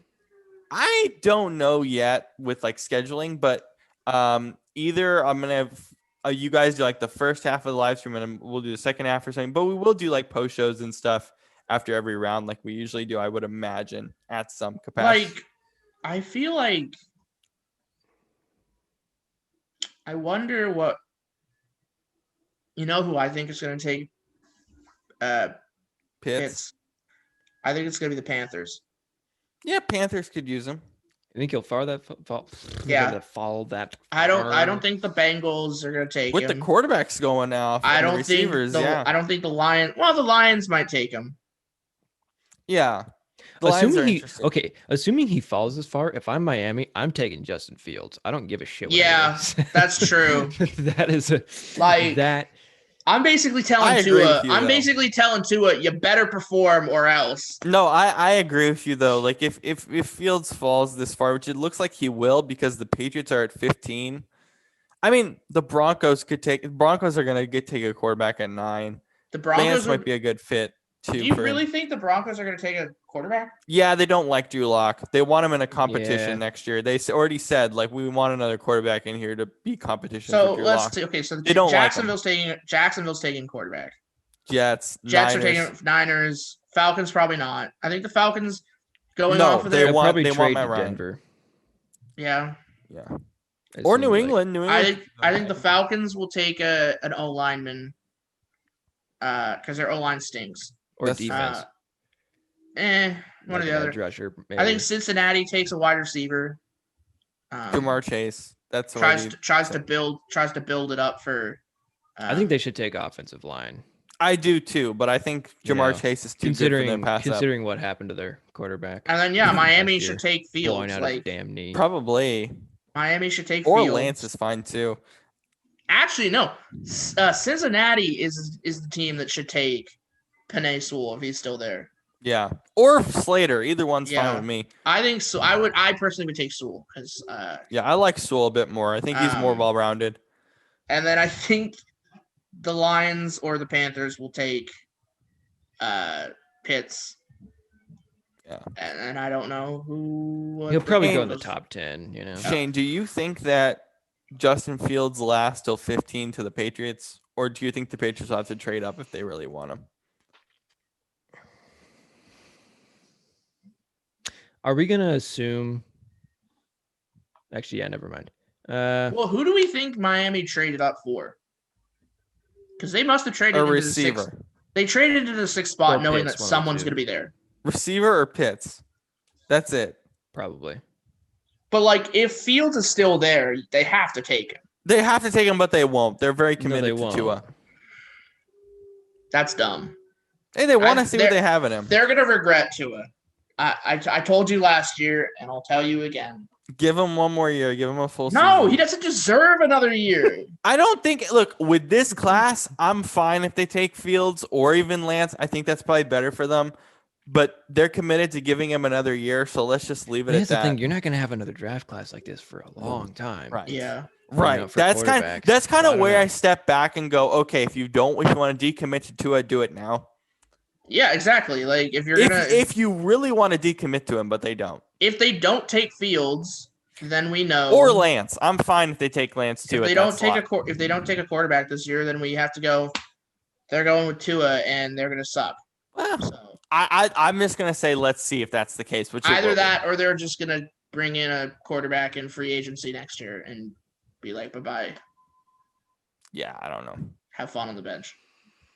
Okay, but let's see. So Broncos are definitely moving off Drew Lock. They're done with him. And they probably should after last year. That was ugly. So Jacksonville, New York, and San Francisco, they take So let's They take go. Trevor Wilson and either Let's just say Mac or- Jones for the sake of argument. Let's just say Mac Jones is where we're at now. Okay. So then Atlanta trades down. and then so let's say Denver goes there. I mean, Denver's still in the top 15 regardless. They probably take. It seems like they're interested in Trey Lance. That's what kind of seems to be where John Elway's at. I guess, yeah. And so then Cincinnati, no, they got Burrow. Miami, I guess not. Detroit, no. Carolina could. I don't. Probably not. After the Sam Darnold pickup, I don't know. That is iffy. And then Denver or Atlanta, whoever, probably not. Dallas, no. I sure hope not. Yo, Dallas should. This is one of those things where I would have said, yo, just get rid of Dak and get a quarterback in this draft. I mean, they had the capital to move up. New York, they should. I don't like. Not though. I don't like. I feel like what the thing is though. Like I feel like they got all their pieces this year to set up Daniel Jones for success. What if he's not successful? Well, then that sucks for them, I guess. I don't know. I mean, so that the New York is a maybe. Philly, no, they seem to be sticking with Jalen Hurts at least for this year. Oh, and they have the greatest quarterback of all time as their backup, so they're totally fine. Wait, who are you talking about? Joe Flacco. Oh, Flacco. Who the hell else would I be talking about? Oh yeah, the Eagles, bro. Yeah, they're gonna stick with their guy too. They're gonna stick with Hurts. Chargers. No, they're good. Vikings, no. Then that leaves the Patriots. The only teams before that, assuming Denver takes Trey Lance, the only teams before that would maybe take him are New York and Carolina, maybe. But even they don't seem all that likely. So yeah, if he doesn't go to one of those first four teams, Trey or Justin Fields can fall to 15 theoretically. Good chance he goes to New England at 15. Really? Yeah. Yeah. Who else is after that? I want to see real fast. Can we talk about Minnesota? Minnesota, please. Can we not stick with Kirk Cousins? No, they are. Can we move off him? He could go to Washington if he doesn't go to New England. Brandon's guys. Chicago. There, could be interesting. I don't know. Except Chicago. Here's the Seahawks pick. Except Chicago has their QB1. But they don't have Russell. But hey, I will say this. They're sticking with Andy Dalton, whether they like it or not. QB1. Not Russell Wilson. They say it so confidently. And every Chicago fan's like, God. I wonder how many times they're going to bring that up in the draft. Like on whenever ESPN? it pops up to Chicago. Yeah, ESPN, whenever it comes to Chicago, it's going to be like, it's not Russell. It's Andy Dalton. We love Andy Dalton. Yeah. They're like, oh, we love Andy Dalton, but it could have been Russell Wilson. We totally love Andy Dalton. I still have a hot take that Seattle should have taken that package, but whatever. No. That's such a dumb hot take. It might be dumb, but the package was good. Like the thing is, Robert, it was not good. They were basically trying to dump two players who they were going to get rid of anyway on Seahawks. I guess. I don't know. Okay, let me ask you this question, Brandon. I might be wrong, and I probably am. That's why I didn't take it. But next year, do you think the package will get better? No. Because Russell Wilson's going to stay in Seattle. Okay, but let me ask this question. What if I don't think Russell wants to. I think Russell will see his contract through, and then maybe he'll leave. Yeah, maybe. But what? Okay, it seems to have severed for this year. But let me ask you this question: let's just say, for instance, summer of next year. Let's just say they lose in the wild card round. Just for instance, let's just say that's the case, and Russell and Pete are like, "Hey, we're done, and we're just done. Like we can't figure this out. We're done." Do you really believe that they will get a better package than Chicago next summer? I don't think. If that happens, let's Well, they just need say a for instance, quarterback. Look, I personally believe the Seahawks are committed to Russell because Right. they're not in the. Look, if they weren't, they'd be out there looking to get. They would have brought in a quarterback two drafts ago. they've been I at pro believe. days last couple of years. Yeah, but they're of course they're gonna be at pro days. Everybody's at pro days. Doesn't mean the freaking Chiefs go to pro days. It's Right. not like they're out here trying to draft a quarterback. Right. No, but Brandon, I'm asking you theoretically speaking. No, I don't think they're do you gonna think get a they're better gonna better package? I don't think they were gonna get a better package. But I also Shane, think, would they get a better package? I mean, it depends on who it's from.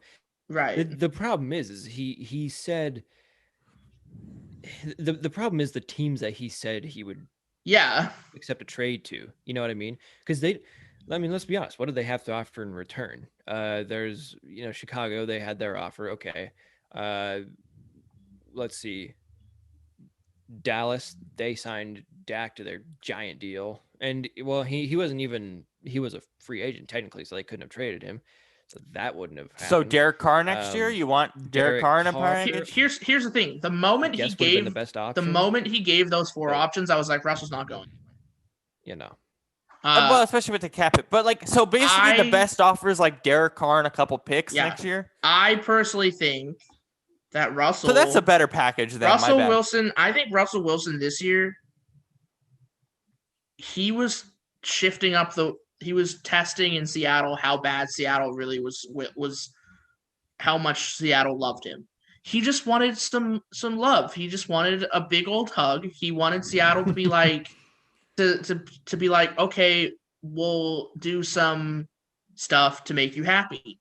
And obviously he's happy now. So I think the whole thing, I'm in John Clayton's camp right now, which is everybody needs to just shut up about the situation and stop bringing it up because It's not going to go away. It will go away for a year, and it's not going to go away next year You are unless such they win the a- Super Bowl. No, But it's Russell not gonna doesn't go away. need them to go to the Super Bowl. Russell, look, at this point, I don't think think Russell so. really gives a crap about whether he's at the point in his career where he's become more of a businessman than a quarterback. He'll play, but he's playing to be a businessman. You know? Before we get I- off the draft, I was looking at some of the NFL.com drafts, and Tampa selecting a quarterback at 32. What? That's realistic. Who? They're gonna Kyle need- Trask? They're gonna need one. They're gonna need one in The 2 Stanford, years. I believe the Stanford quarterback was on one of them. I'm like, what? I mean, they're gonna need a quarterback in 2 years, but leave it alone. Just trade for somebody. Yeah. Yeah. Okay. This is a hot take. Well, maybe it's not. But honestly, last year, if I'm Tampa, I would have drafted Jacob Eason. Yeah. Develop Think him. about it. He's Develop him. kind of yeah. I mean, He's in a developmental place now, but have the guy. Well, no, but I mean, have the guy sit Is he though? under Brady for Yeah. 2 years. yeah. I think the biggest drawback for Jacob Eason was the mental aspect of his game because he's very strong, he's got a great arm, all that. I think it was just his mental his decisions and his playmaking ability, whatever. You sit and observe under Tom Brady, who's let's be honest, he's basically the coach in Tampa, like that, and then in 2-3 years, whatever. You tell him, okay, here's this great team and a great offensive line for you. Go ahead. It'd be great. It'd be smooth sailing for him. Mhm. Maybe not smooth sailing, but I mean, But- Jacob Eason, I don't Where think is he now again? he's at the Colts. Indy, yep. I don't think he's which ever isn't gonna a make. bad spot. He's but- never gonna get play time because they're just gonna keep bringing in new quarterbacks. We'll see him in the preseason. Mm-hmm. Yeah, true. Let's talk about what everyone's kind of talking about. The Lakers and the play-in games for the NBA. The Lakers could fall to a play-in game seed, and that would be a nasty run. That'd be funny. The Jazz, the Suns, the Clips, and the Nuggets in the top 4. If the Lakers deal with a play-in game, that's going to be a tough road. I would love it if the Lakers have a playing game against the Warriors, and they lose. The Warriors have been horrible, though. Not I mean, really. they beat the Bucks, but they've been ugh. Mavericks in a play-in game though would be ridiculous too. Yeah, they're getting better, aren't they? They are balling right now. The Jazz and the Suns this week was really fun too. But the thing is, that game was so tightly contested that I don't even like. We look at the Jazz and the Suns, but more specifically the Jazz, and we've talked about this. They are a complete team. They're this and that. But also, like, are we really confident that the best team in this Western Conference? Is it Jazz? Yeah. Yeah, I mean, The Lakers are not I am. healthy. The Clippers are. I don't even know what to make of the Clippers. I mean, the thing is, like, the Jazz, they've been on top the whole year, Yeah. and they have not let go. Right, but even against the Suns, you have a close game like that. They're going to be like, even as a 1 seed, no matter who they play in the 8, but especially in the second round, they're going to be in a 7-game series or maybe Yeah. 2 compared to most 1 seeds where I don't think that's necessarily the case. That might show the strength of the conference more than the Jazz, but I don't feel like they're a true number 1 team. I still look at the Lakers as that team, maybe even the Clippers. I don't. I mean, I don't really see the. I don't know. I think that, like, personally, I don't really see the Lakers as being the best team because I think that they are. I think they're too LeBron AD dependent. You know Well, what I they were mean? last year and they won the title. No, I know. However, now that they're both gone, I think it's really showing. You know what I mean? And so it's yes, it's important to have your 2 or 3 stars or whatever, or not even stars, but just your good players like them.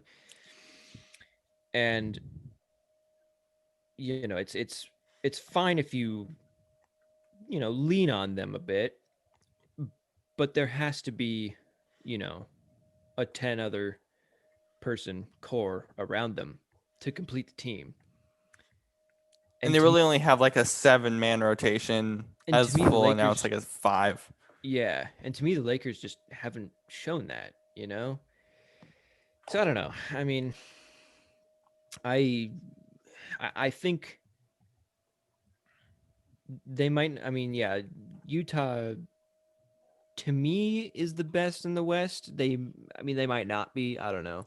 Do you still think them and the Suns is a more fair point? Because I think the Suns are still really good. I just don't know if they're. Yeah, I don't. I mean, I think I see the Suns being like a year away from really being competitive, in terms of like playoffs and I whatnot. think they're in win now mode. Why would you bring in Chris Paul on that massive contract if you No, weren't? I think they are too, but I mean it's I think I guess what I mean is having a year or like next year, I imagine they bring in another good piece to really round it out, Mhm. and then they're like really serious contenders for the title. You know what I mean? Brandon, how do you feel about the top of this Western Conference and the Lakers right now? I think the Lakers. I think the Lakers are gonna have a rude awakening this year. I think the Jazz, the Suns, the Clippers, the Nuggets. I think even the Trailblazers are going to be in a better standing over the Lakers, and I think the Lakers. I agree with Shane. I think the Lakers are kind of just the AD and LeBron show, and that's not gonna fly, especially this year Hmm. when you have other teams that are deeper in your own conference. What scares me about the Lakers is, okay, put yourself in a playing game. That sucks. Maybe 2 playing or whatever. You put yourself in the playing games. Then you're gonna have to find a way to deal with what will most likely be 6 or 7 game series the rest of the way against teams like the Jazz, Suns, Clippers, and the Nuggets. And that's a incredibly brutal stretch for a team that's going to come into the playing games not really knowing what they are And for a in terms of team a led by a rotation. 37-year-old. Led by two guys that have been hurt most of the year. Well, also, you're led by one guy who's as good as he is not historically clutch. Like, who, LeBron? Yeah. I mean, I guess he is in some respects, but I mean, he's had more situations where he could have been clutch, and he ended up not being clutch. Then he ended up being clutch. Yeah, that's my point. Like, I guess, but still, being 7-8 finals. But either way, I think that the stretch might be too hard for them, and that's really unfortunate because you would have seen them at a spot where they could have been in the top of the conference with these injuries, but it's going to be a ridiculously tough road. To the Eastern Conference, of course, the Sixers still balling, the Bucks are still balling. The bottom end here, 4 through, I guess, 10. Sorry, Brandon. I guess 10. I still see the Raptors. They need 2 games. 2. The Bulls are better though because they got Vooch now and they got Levine. They're trying to make the playoffs. They need 2 games. Raptors just need to pull their head out of their ass and they're get injured it going. most of the year. Also, yeah, that's the thing. Like, the Raptors, they'll go on stretches where they're good, where they're all together, and then they just – it's frustrating. It's been a very frustrating year to be a Raptors fan. I'll put it that way. Especially when you had expectations on even being in a play-in competition. You expect to be like a 6. The Nets, though, bringing in Blake Griffin, bringing in LaMarcus Aldridge.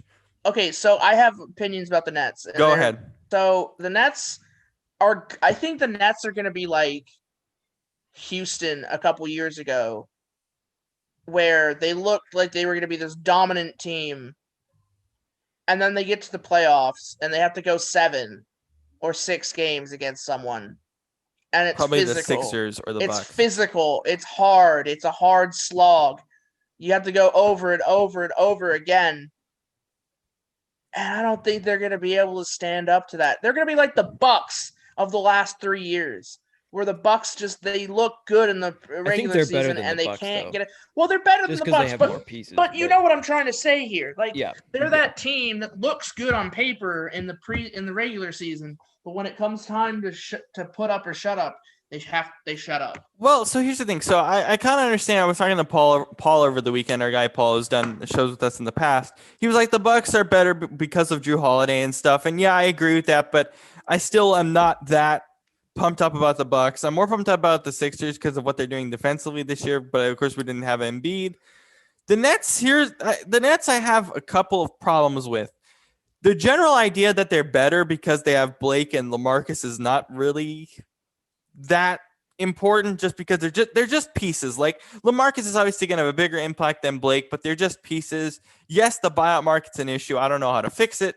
It's still an issue regardless. Because like Drummond to the Lakers on a basically minimum deal is kind of ridiculous. Anyway, the Nets have been injured the entire year. That's another thing here too. They are not going to be healthy before the playoffs. They're just not. Right. So they're not going to have that chemistry there. And I don't know if it matters. I don't think it matters, at least for the first couple rounds. Like, I don't think the Celtics are that good. They're terrible defensively. The Knicks are not going to be a problem for them. Pacers, Bulls, who cares? I mean, Pacers, they're still trying to sort of figure out what they are. They're kind of a write-off here because they're still trying to figure out what they are. The Bulls kind of trying to figure out what they got in Levine and Vooch. I mean, I think Brandon's right in that they're going to have some tough series, but I don't know. I think the only team that's really here that can really ball out and potentially beat them is the Sixers, just because they are so much better defensively than the Nets. You also have to remember that this is the NBA and weird shit happens every year in the finals or in the playoffs. Yeah, especially this year with just COVID in general affecting these teams. Yeah.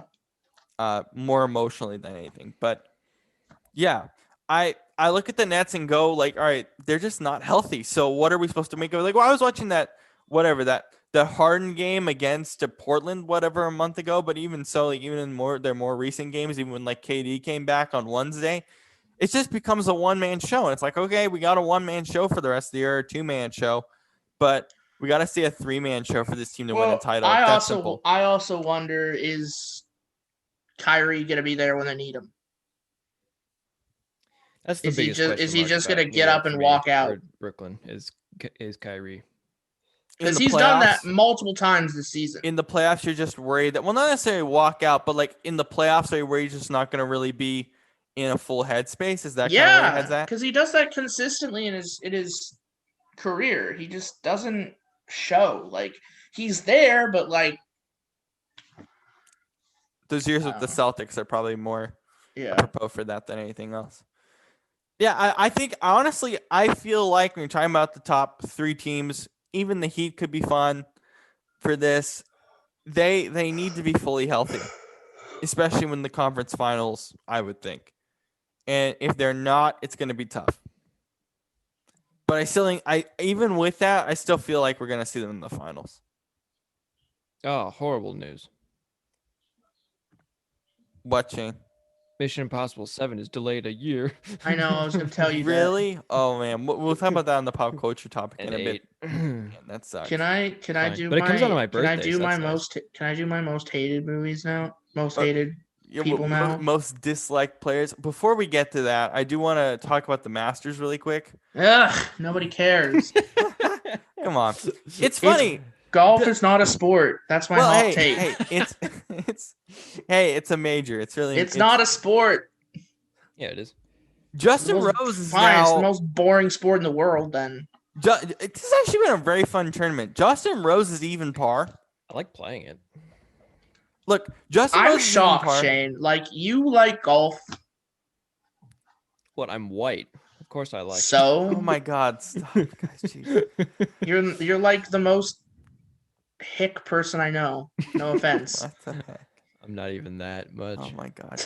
So look, Justin Rose even par. You know what? This is kind of what this tournament is with this course. Remember, last year in the Masters in November, by the way, in that bad course which we talked about before, that course they had guys finishing 20 under par. Justin Rose at even par says a lot about this course. Putting's been horrible. Everyone's been putting terribly in this tournament, at least from the first couple rounds. It shows in these standings. Because what's funny is the fairway and the roughs are really fast, but like they're overcompensating with the putting, if you will. They're putting a lot slower than they should because the rest of the course is super fast.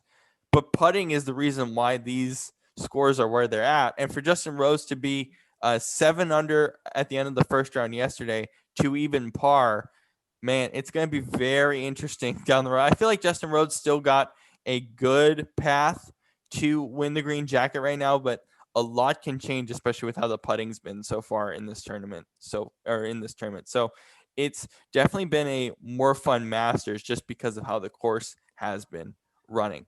And then before we get to your most disliked players, we did want to talk about the Marlins and the Mets and that controversy.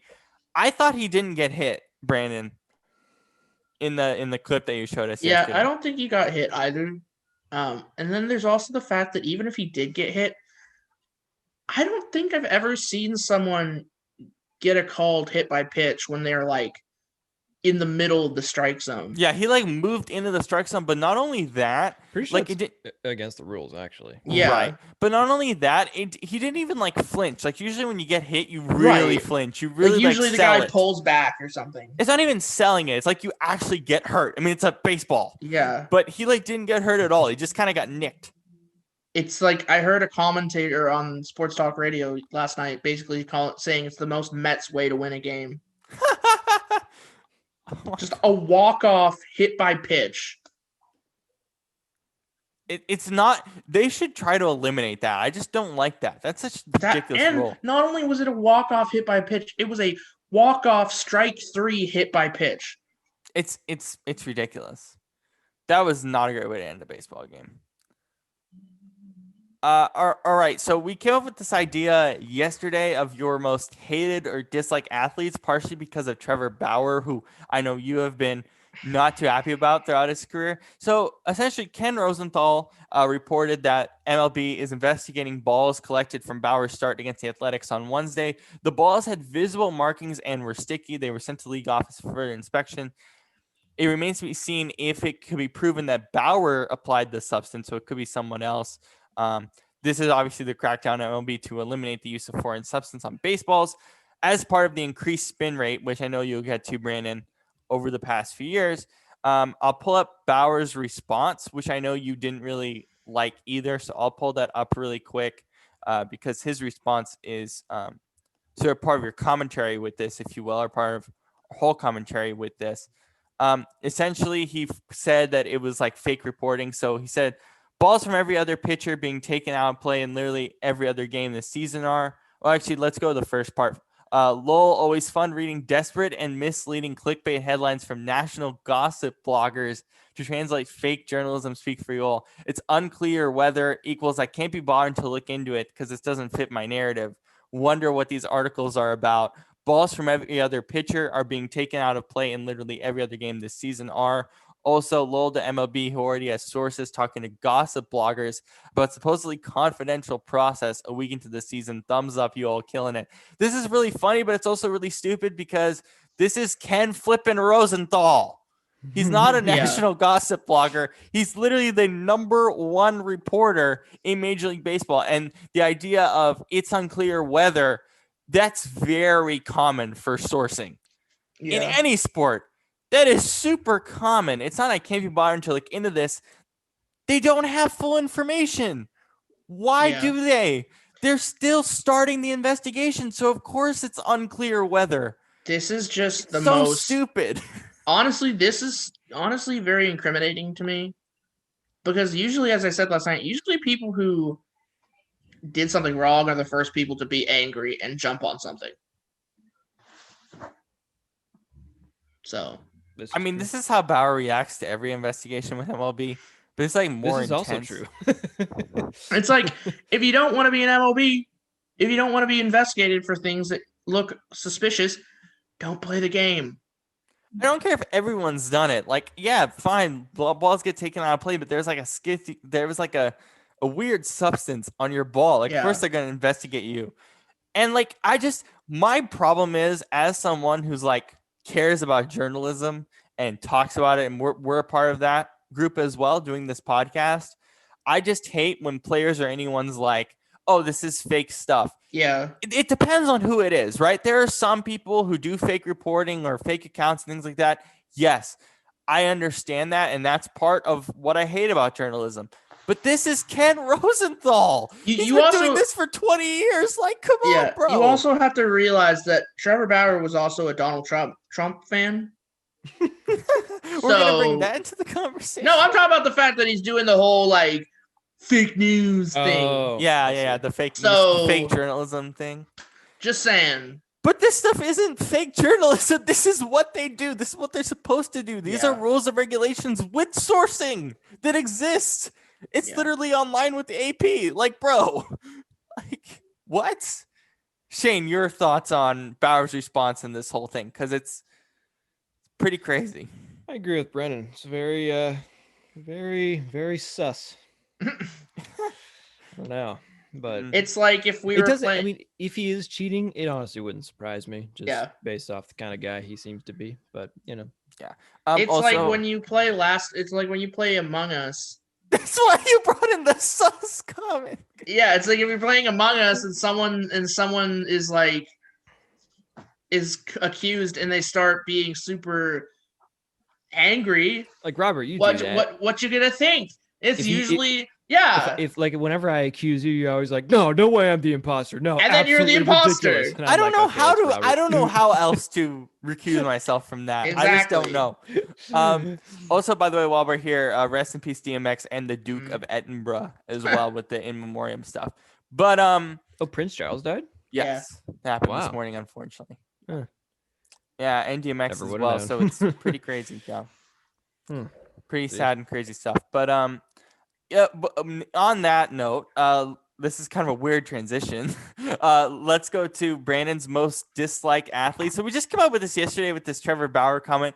This is a very playful segment, but it's also like we know over the course of your time on the show with us, you have players that you really dislike. So we're kind of just putting them in a list, I guess.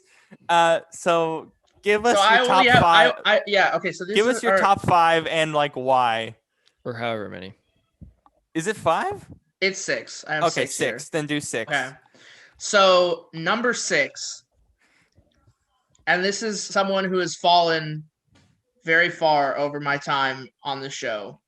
He's someone 6 who used to meaning be he's the least worst. the least worst. Okay. And you're going to be surprised by this. Number 6, Tom Brady. Okay. I'm not too surprised by it. Tom Brady, I realized this last night. Tom Brady, he's not a malicious character. He's not intending to cause chaos. He is just a winner. And because he wins so much, yes, he is part of cheating. And sometimes cheats. Yes, he's been part of scandals. But, you know,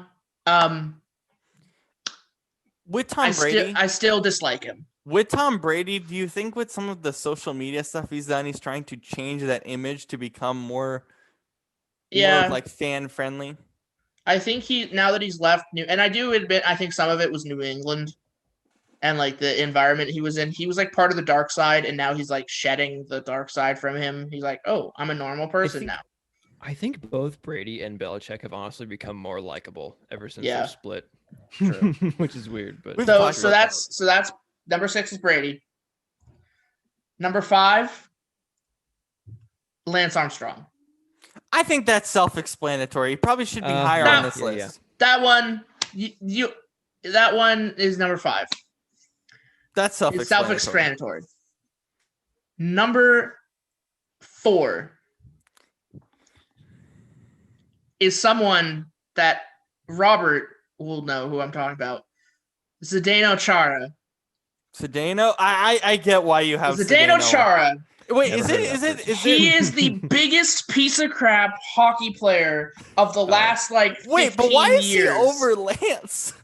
He is over Lance because the man literally has gotten away with cheap shot after cheap shot after cheap shot in hockey. He has actually hurt people. He's one of the inventors of like the cheap shot in hockey. He's the inventor of the modern day like bully in hockey. He like does cheap shots, gets away with it. He's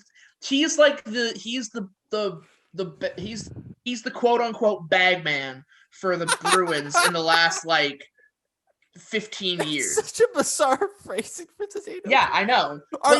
Are you saying this because you're a Maple Leafs fan? Yes, I am.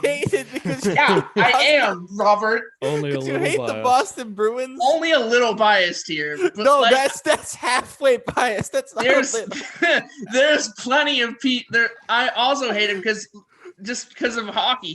He puts a bad stain on hockey. It's the same thing. It's the same thing we have with Vancouver, except we're worse because we riot when we lose to the Bruins. Okay, so he's 4, right? Hope everyone is okay in Vancouver, by the way, with the COVID stuff. That's been really bad. So now, 2 more.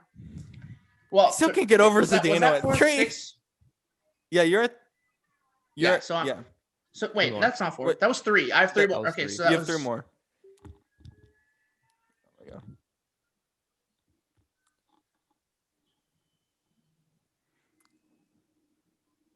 Are you thinking this? Oh. Yes, I'm thinking. Okay, so. Okay. Number 3, Aaron Rodgers. Okay, why? I need more. See, that one I don't understand. That one I don't like. I just think Aaron Rodgers you have him on that list. Is just it's a me thing. Okay, but all of these are you things, but why this one specific? I mean, that's Zdeno Chara. Yeah, no. Lots of people. I mean, but you have that impartial bias on that. Honestly, he could have been farther down on my. He probably should have been farther down on my list. Lance is too low. That's my reaction. No, you'll understand when I get. Aaron Rodgers is just someone who's he just is a guy who is smarmy and kind of I don't know. You need to explain this better. You cannot put him on this list without you will never understand why I don't like him. Then he shouldn't be on your list. Even if I explain it. I like him. He should be last. He was a cool guy. Okay, yeah, but he always whatever. We ain't gonna tell that context. He's on my list. He needs to be lower if you can't have a proper explanation. He's on my list, Robert. You don't get a judge. No, it's okay. I mean, while I don't agree, it's your opinion. It's all right. We all have them. Number 2, the entire 2017 Astros. Yeah. The entire team. The entire 2017 Astros. We specifically said, so you're gonna put like Jose Altuve. Yes. Altuve. Just say Altuve. Just the entire 2017 Astros team, aka Jose Altuve. We're doing athletes. And then this number has been one, a more fun segment than I thought. And then number 1, Trevor Bauer. Number 1 is Bauer? Yes, Trevor Bauer is number 1. Why is he over Armstrong? What? Because Altuve is 1 for me. Armstrong is like longer ago, right? Armstrong, you're like kind of over Armstrong's it. Over like the more a past recent thing. stuff. I'm like, whatever. I don't care. Get out of my mind. I don't plus, care. like, he did his thing and then he was like Yeah. kind of gone. But yeah, Altuve is still around. Hasn't been punished. Trevor Bauer is like right. Like honestly, when you know what? No, you're right. Altuve is 1. Trevor Bauer is 2. Because that's the thing. Altuve never got his punishment.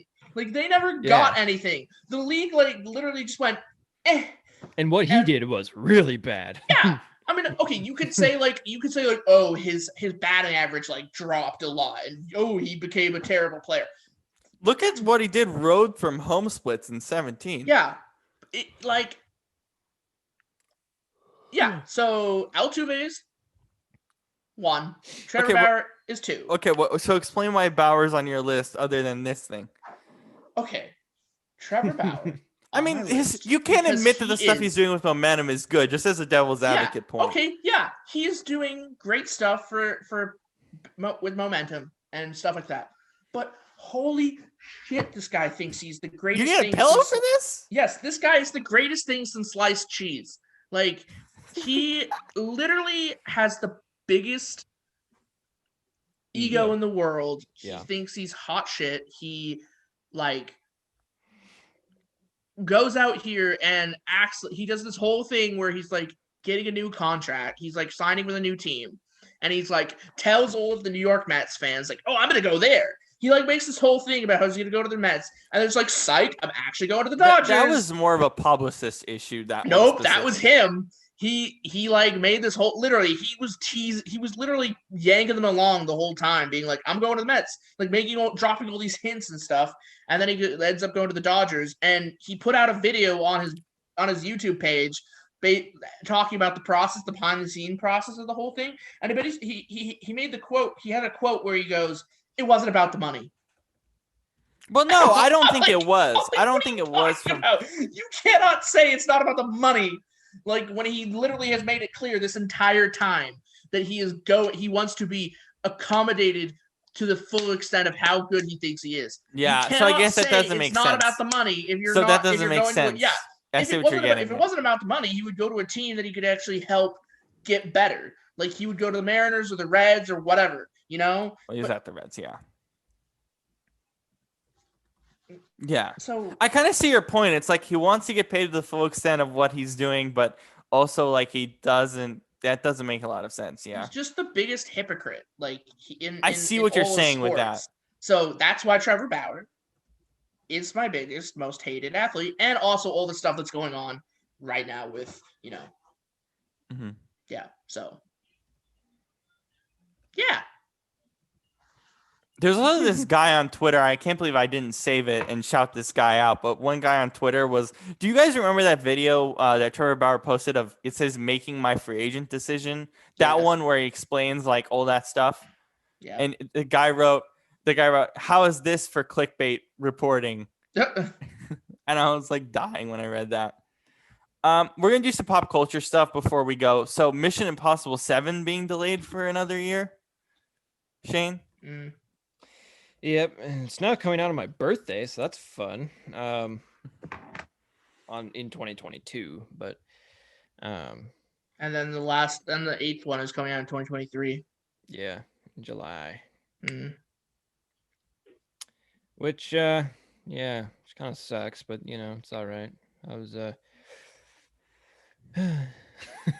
was excited for it.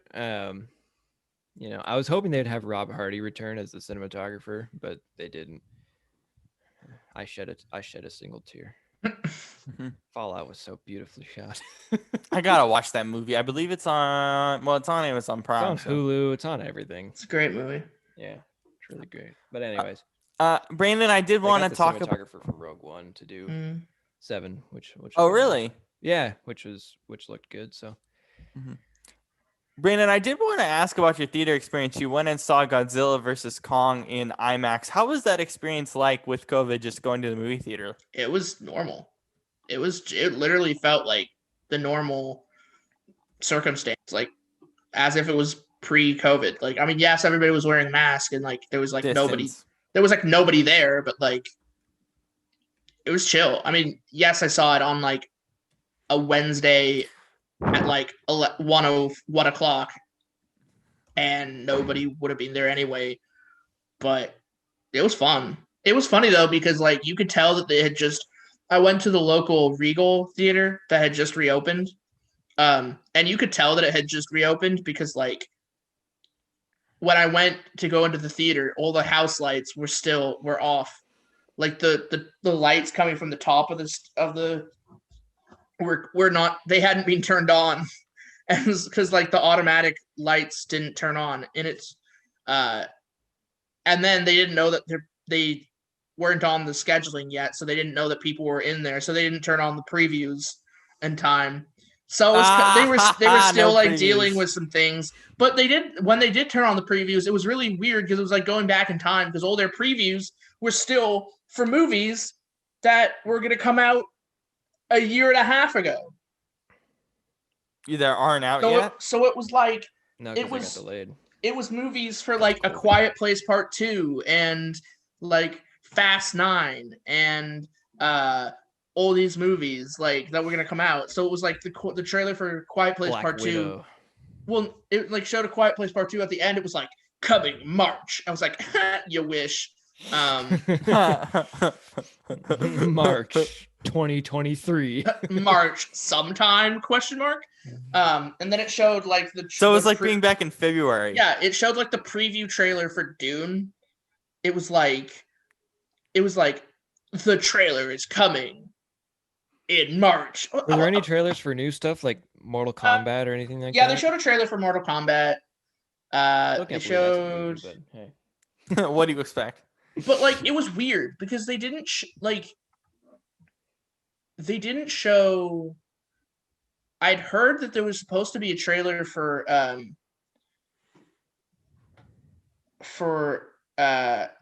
Suicide Squad that they put in front of IMAX trailers and IMAX movies, but they didn't show it.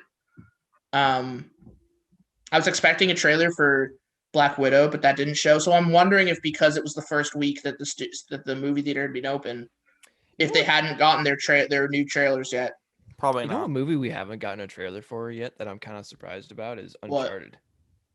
Yeah, apparently they finished Tom filming on Holland. that Tom months Holland is ago. not making me very excited for that movie because he in an interview he basically said he was like not thrilled with his performance. So,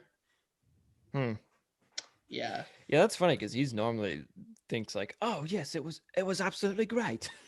But yeah, I mean he's a weird casting anyways, but. So Brandon, what were your thoughts on Godzilla versus Kong? I liked it. You know, it is what it is. Bunch of giant gorilla fights giant lizard. It was fun. So basically, the movie was just fun, and it wasn't like anything too special. Yeah, pretty much. Yeah. Oh, another movie that's getting moved up that I guess we'll get a trailer for soon is the Snake Eyes G.I. Joe origin movie, which should be interesting. Mm-hmm. What are your guys' thoughts on Suicide Squad on the trailer that came out last week? It looks fun. Yeah, that's like the one word that comes to mind. Just fun. Yeah. I'm really excited to see Black Widow. I think that's the next movie. Stallone is a shark. Hand. I'm very excited for Black Widow because I think it's gonna. Yeah. I think I will. Here's what I will say about Godzilla versus King Kong. Godzilla versus King Kong has officially reopened movie theaters, I believe. Pretty much, yeah. It's the first movie in a long time that actually made money at the box office. Mm-hmm. Like when it's it was made, supposed to be Tenet. It's made something like $5 million, I think, at the box office. That's not bad for this time. It's pretty which good. is really good considering it's also playing on HBO Max. HBO Max. Yeah. It's apparently raked in a lot of money at IMAX. So it was supposed to be Tenet, but was Tenet good, by the way? You know, watch Tenet. I saw it in Christopher theaters. Nolan movie, it was not. It was great. pretty mediocre. It got so much hype, and then it was like very confusing. It was good, but for Christopher Nolan, Like for a movie that had me thinking it was going to be like on the level of like Inception, it was not. Yeah, I was sad. So the trailers are better than the movie itself, pretty much. I mean, it had some cool moments. Like the concept is fun, but like it's the way they do it. Like I'll put it this way: the movie at times felt like it was supposed to be like the beginning of another movie. Yeah. You know what I mean, Shane? Like it felt like it could have been. It was supposed to be like a part 1 to another movie. It's kind of like. What movie does that? Well, like, there's 2 ways you can do that, right? There's one way, like Knives Out, where it works and it benefits the story to do that, to set it up one way and then after the end of the first act, pivot the other direction. And then there's the Tenet way, when it's like, you know. It like gets to the end and it's like, really? Yeah. Because when you see a movie from Christopher Nolan or Tarantino, Steven Spielberg, David Fincher, your expectation, no matter what it is, your expectation is just higher when you're going into it because they are such good filmmakers. So then when you have, like a B movie, not the B movie, but that's one of my first thoughts. but like a B plus movie or B minus maybe, movie from one of those guys. You're just kind of like, I think your perception of how good the movie is diminishes a little bit. Yeah. Even if it's not as bad, you know what I mean? So I don't know. I did see a cool trailer for a movie by Taylor Sheridan. Really underrated director. Amazing, and he writes amazing scripts as well. But I didn't really know about him actually until you talked about him. And then I was he's like my favorite. He's like literally my favorite director and writer out there right now. Like I watch everything he does. It's this really cool underrated movies. It's this really cool looking movie with Angelina Jolie and a bunch of other cool actors about this fire jumper who has something happen to her, and so she's now like being assigned to like a fire watchtower, and she like finds this kid who's been in this like car crash, but it turns out that it's like being attacked by like these like weird creepy like black hat like FBI looking dudes, and so they're chasing this kid through, and so she like takes him in and has to protect this kid while a fire starts in the forest. And that's Taylor Sheridan? Yeah. That's gonna be epic. So I'm like, the moment I saw this plot and I watched, there's a trailer out. I forget what it's called. I'll look it up and send it to you. He will definitely make gonna be great. Interesting. You know what's the biggest travesty? He has not won a best screenplay yet. He's been nominated, hasn't he? Yeah, but he hasn't won. Which is like, I mean, it's not surprising. The Oscars suck, but yeah. Speaking of the Oscars, I did want to talk about the Oscars a bit, and we'll talk about when we actually get closer to the Oscars. But I have watched a lot of Oscar movies this year. I have not watched Nomadland. Brandon, did you watch Nomadland? No. No, okay. I've watched Nomadland. I watched One Night in Miami. Pretty solid. I compare that a bit to Miss Rainey's Black Bottom, but like One Night in Miami doesn't feel like a play, but McRainey's Black Bottom does. Also, McRainey's Black Bottom has a really, really bizarre ending that I still can't get over. But One Night in Miami's recommendation, Sound of Metal is my favorite one that I've seen. It's on Amazon Prime. That's my number one recommendation for everybody is Sound of Metal. It's a beautiful story about this guy who's like this like rock and roll band, essentially heavy metal band, right? And basically he becomes deaf like suddenly. And he go and that's basically the small plot of the story. There's more intricacies of it. But it's so emotional and so beautiful in every which way. It's an incredible film. The Trial of Chicago 7 was pretty good. But I think those were the main ones. And Mank is solid. If you like, if I know you both are big in like directors and that kind of story and producers and stuff like that. Mank tells a really great story, pretty political story as well, but a really great story on the development of Citizen Kane. So if you guys are into like actual film stuff, it's actually a really great film.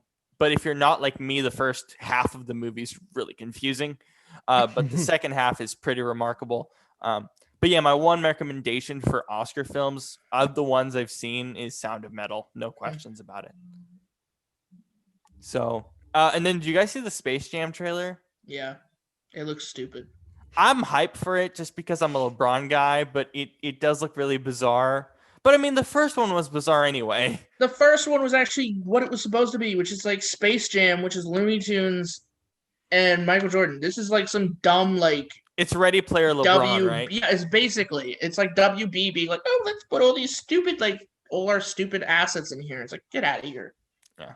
I'm still going to watch it. I'm going to get HBO Max probably just to watch it or go to theaters. I want to see it just because I'm a LeBron guy. It's not going to be an amazing film, but it's still fun. It's going to be a fun film. So I will say this. LeBron at least looks like he can act. Did you see him in, oh my God, what was that movie with, he was in a Trainwreck. Do you see the clips of him in Trainwreck? Yeah. He's actually pretty good in Trainwreck from the clips I've seen. Yeah. I've never actually watched You can kind of tell like the thing in that movie. There's like a comedy kind of scene where it's just him and he's shooting hoops with Bill Hader. Yeah. Yes, Bill Hader. And you can tell they kind of improvised and just riffed. Yeah. And it was actually pretty good. I was like, all right. Yeah. We gotta do a athletes actors list after or actresses list after this movie comes out. But yeah, that's pretty much it for today. Good stuff, guys, and we'll see you back here again soon. All right. Have a great weekend, everybody.